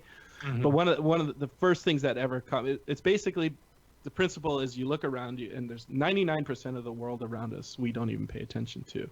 So there's a light switch on the wall, but there's some engineer who drafted that up and somebody made the injection mold for that, and some electrician wired that, and some robot assembled this thing in a factory, and we just take advantage of the fact that we walk in a room and flip a light switch on and it's there. All the way to things like one of the first things I heard was we moved from phones with buttons to these touch screens, and we need this tactical feedback. Before the haptic feedback, we needed audio. There's a guy that's designing the sounds for touch screens, so we have that interactive experience. And the when you unlock the iPhone, that was the sound of a vice grip tool, that's cool. like a wrench. So those are the beauty of design, whether it's audio design, visual design, architecture. There's a lot of stuff about architecture on there, and he's based in San Francisco and in the Bay Area, and I have reason to go up there. I used to live up there, and I've got friends up there, so I go up there a lot. And there's little, almost like treasure hunts or scavenger hunts that he'll talk about something on the show, and I'll go up there and I'll try and find it. Like there's this street with the base of a statue. There's no statue on it anymore, but it's in this little circular area up on top of a hill over by Sutra Tower. And I went out and found it was like 2 blocks away from where my friend was living, and we hiked up there and found this thing. So it's kind of fun to like uncover these little treasures you hear about on a podcast and go up there in person. Totally. That's cool. It's great. 99% Invisible. Cool. And This American Life pod. And that's a good one. yeah. And then what about headphones? I'm thinking that you got the classic Sony I got the classic. These are Engineer Studio monitor. MDR 7506. Yeah. And I've done this cool thing. I saw this life hack on. Life hack. There you go. You feed the cord back through itself, loop it, and now I've made it like half as long. So when I plug it into the Oculus Rift, you just clip it on the back of the headset, and then there you don't have this gigantic cord. I mean, the Rift S has built-in headphones, Right. But you guys have the actual headphones, right? I have the S. The Rift S just has a hidden, but the we still want to use these. It is a perfect fit for a pair of Bose headphones, though, I gotta say. You can wedge them right in. Perfect. Oh, nice. Yeah.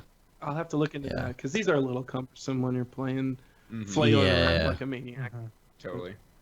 Yeah. All right. So then you covered life hack because that was the last life one. hack. Well, that's one life hack. My other life hack is, and it took me 50 years of my life to learn this one. Pistachio nuts. You know how they come partially cracked, but sometimes you just can't get your fingernail in. Yeah. Yeah. To use one of the other shells to crack open. Oh. Dude. Oh, yeah. That's funny. Probably one of my favorite life hacks. Yeah. That's great. All right, and then I think the only other one left then is favorite app. Your go-to. Reddit. Yeah, same here. Yeah. Reddit. What else? Let's see what's immediately on my phone here. The Maps app has never failed to amaze me. I play around with HomeKit, Apple HomeKit a lot. I've got a smart lock and the lights, so I hook that all up. I'm an anti-Alexa, anti-Google, but I'm anti-Alexa, but I'm very Really? much Google. See, I'm the opposite. I trust Tim Cook in my house. I don't know why. I hate the man. Yeah. I'd say probably I spend more time in Reddit than anywhere else. And I'm a lurker. I'm a Reddit lurker. I don't. Aren't we all though? You don't have a username? I do, but You're not allowed to say that. It's not me. It's not me. It's not my any Yeah. other social name. Yeah. You can see the Anonymous Redditor. deep depths of what everybody's really looking Yeah. at on Reddit. Yeah. He likes what? Yeah. I thought he said he went to the 3D printing subreddits. /r/ Well, I don't even know. Is that Bread Girl? The Bread one that Girl just blog. smashes her face Yeah. in the Bread Girl blog. Oh God. /r/furries. Dicks.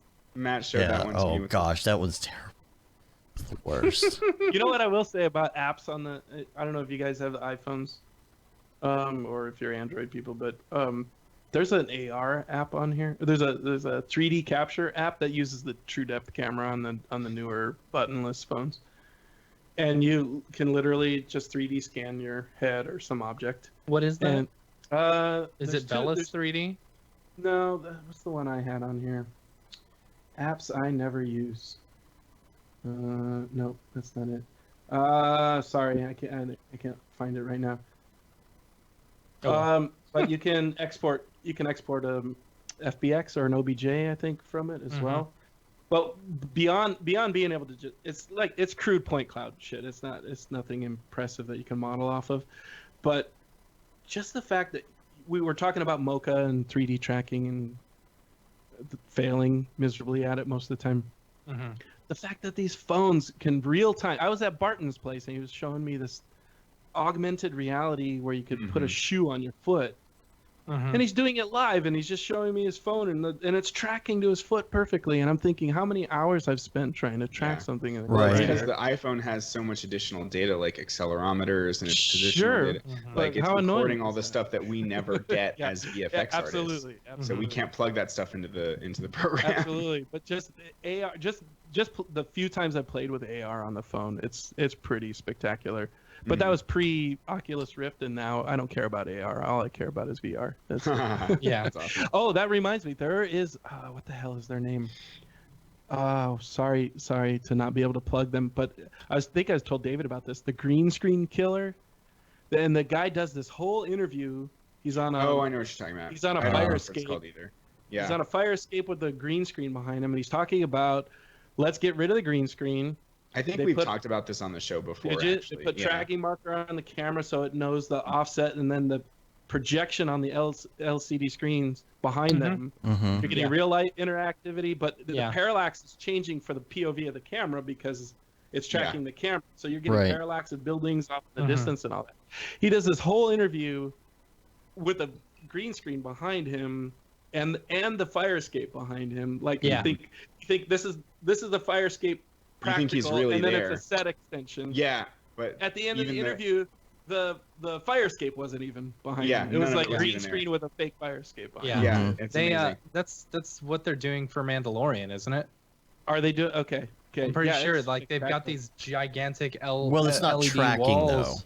It's not tracking. Pretty sure it is. Well, it doesn't need to because it's just Well, it an still needs environment. parallax though. Yeah, it needs But it still needs parallax. parallax. If the camera's moving, you want that I'm off. But it's pretty an sure that's LED. what But they're it's an doing. LED wall with actual visuals on it. It would have parallax Right, by. but Yeah, the, and the then that's visuals like are this adapting as to the well. camera's point of view, so And you're then getting real that time. parallax as if it's real 3D right there.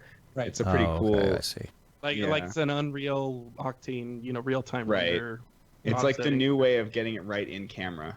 Yeah. You know. Okay. And then you're getting real reflection and all that stuff. Mm-hmm. Yeah, it's the And if reflections. we never have to key hair crazy David Ariev hair again. Yeah. It's gonna put compositors out of a job maybe. Fine by Those me. kind of new technologies. Yeah, I'm bored with compositing anyway. Yeah. Right. Yeah. Cool. Well, I think Yeah. we're probably gonna get out of here. We're at Not gonna do any links. no. I don't have any links. Do you have any Oh, There links? you go. I sent a few links, but that's Oh, okay. and Matt's Real gotta quick go. before I go, I just Okay. have to do this. Bye guys. The new standing desk is Oh my god. looking killer, by the way. Thank you. So What's up? I just did want to mention that you're going to be on the late night show, the Render Late Night Show, David, with us. We don't have a date for that yet, but everybody's down. Yeah. We're gonna have you. Render late night discussion. Yeah, you'll be representing Octane, obviously, and we're gonna have. Raphael Rao. Well, yes, and Raphael will be there too, and then who else is on the docket? Is it Tokyo Megaplex or no? I forget. No, not Tokyo. Well, first of all, Billy Chitkin's gonna be on yeah, the docket. and Billy Chicken's going to be there, talking about Redshift. And I had asked Matt about V-Ray. Because I was, I mean, I could do you know. V-Ray if you want. I'm not gonna get on the positive side of V-Ray. well, yeah, but I at least mean- you'll be there to talk about it, Sure. and the aspects. I mean, even if it's not like you have to like talk it up. It's Should just get, comparing should things. Get Rich Nosworthy to do V-Ray. Oh, that could be cool. And then Sean Yeah. Astrom's going to be on as well for Corona. So, Yeah. Rich Nosworthy's go-to is Redshift, though. Yes, but he was in V-Ray He for was. a You're really right. long He's Yeah. time. really good at it. You're Yeah. right. Yeah. Cool. Yep. All right. Why do we even need to talk about V-Ray anymore? Though it's so like on the down. It's on Yeah. the downtrend. Yeah. Well, It wouldn't be. Look, see, you're doing ageism. Right Yeah. now. Yeah. Yeah. Who we're bringing in from Maxwell. Yeah, for Yeah. Maxwell, we'll bring someone in on for. my new GSG Octane speedrun training, I like list all of the renderers. Yeah, there's like Indigo, and then there's like a million of them. Yeah. Splutterfish, like one of the first GI. Is Furry Ball still around? I don't know. You don't remember I Furry Ball? don't know. I remember it. All right, we're gonna get out of here. You can rate us on iTunes, leave a review, you can subscribe on your podcatcher of choice. It helps get our ratings up, and subscribe to our newsletter. Ooh, I think I got to write another newsletter pretty soon. This month went by really fast. And you can say you've been there, done that, got the T-shirt with the Mograph logo tee, Paul Babfield, the Bab 2020 shirt. All the profits from that go to Doctors Without Borders, and then the Render Things T-shirt, hoodie, and long sleeve tee, and of course the last one is that Render is Fire shirt. Finish the Which sentence. you can only wear ironically. Thank you. You Be know? on the Coming lookout soon. for the butt money though. Yes. But money But though. money, Sure. But money though. But money dough. I will wear that every day of the week. All right, we'll figure something out on that. Make sure you subscribe on all the different things. Get on our Instagram, check that out. You can get some show clips and snippets and stuff like that. And yeah, you'll get information on when we're going to do things like those late night streams and junk like that. We're on Facebook, Twitter, Instagram, Periscope, YouTube, Mograph.com. Tony, where can Yes, people sir. find Thank you? you? So, Yeah, thank find you. Me on, find me when I thumbs up your posts on Facebook. I'm not a social media guy. I got an Instagram at co.po, I think, on there. I just post silly things. What about mostly You gotta art? post all related. your Your movie posters. your tutorials? I don't. Oh, the tutorial. It's a YouTube COPO. Okay. It might be COPO videos. SIOPIO. But they're old, they're outdated, but they're still fun. I still get comments on them Yeah. weekly. I did this tutorial on building an eyeball with all procedural built-in shaders, and I'm still getting comments daily on that thing. It Nice. seems to be the most popular one. So yeah, Cool. YouTube and Instagram. Cool. Cool, man. And I float around on the Octane Facebook group. Mhm. I'll post experimental things Mhm. there, and then I get excited when I get likes. That's what. Get what those we sweet do. likes. Sweet life. Dude, thank you so much I'm- for being on. That was a great Yeah. conversation. Thanks for Yeah, it was fun. Finally. for joining us too, David. Yeah, no problem. I thought it'd be a lot of fun having you here to. You were the wingman at my wedding, so Hey, you know, Your digital Ayo. wingman.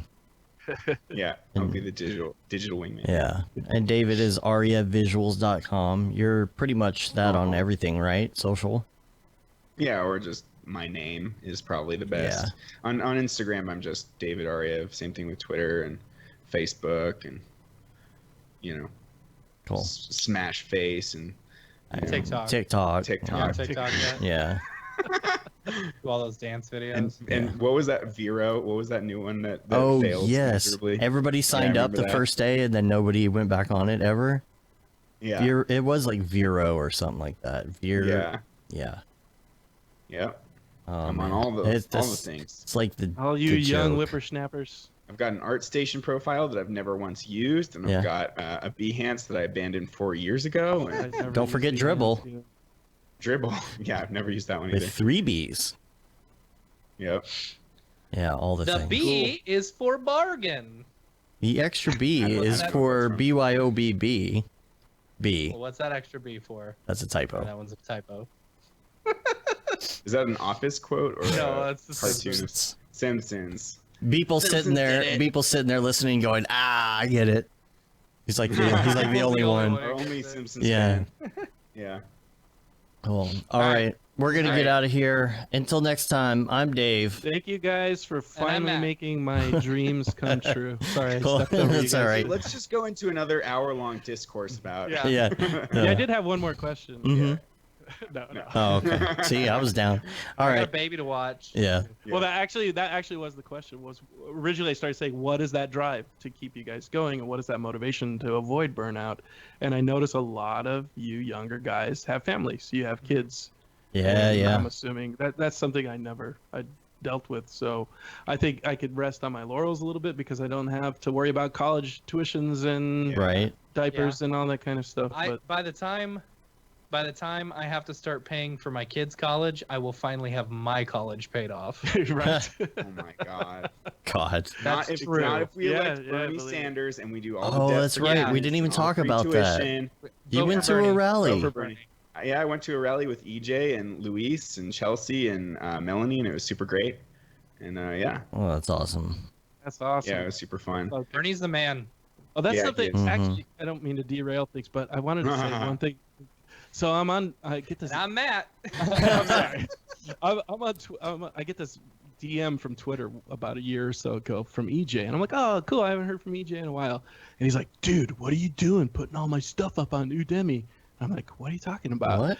And I click on the link. Somebody started an account with my name, stole all of EJ's tutorials, and were Oh my selling them. God. Along with they stole all of my No YouTube way. videos, they were selling them as well. So I'm like trying to tell them, this isn't me. So we contacted Udemy. They took the whole thing down, but Good EJ Lord. hasn't talked to me, so I think he thinks. Oh my Oh. God, we'll have to read. Yeah, I don't know. EJ probably just forgot about it too. He, I don't know. Yeah, I'm Talk sure. to I'm making a Udemy joke. or whatever and Yeah. try and Yeah, get we that did, yeah. money for yourself Yeah, for anything Right. that's But sold. the joke was that he's ignoring me ever since because I think he secretly believes I really did it.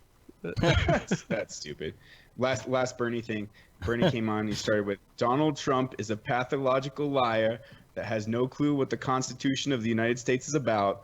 He's a bully, a racist, a sexist, a homophobe, a xenophobe, and a religious bigot. And those are his best qualities. Dang. Oh. He's coming Sick out. Bernie burn. Wow. Bernie burn.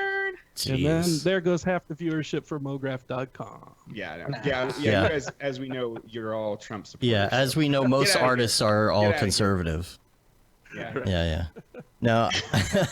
All right, we're really gonna get out of here now. So Right, until next time, I'm Dave. And I'm Matt. And I'm Tony. And I'm David. Have a good one. Later, Thank you guys yo. for having me on. It was great.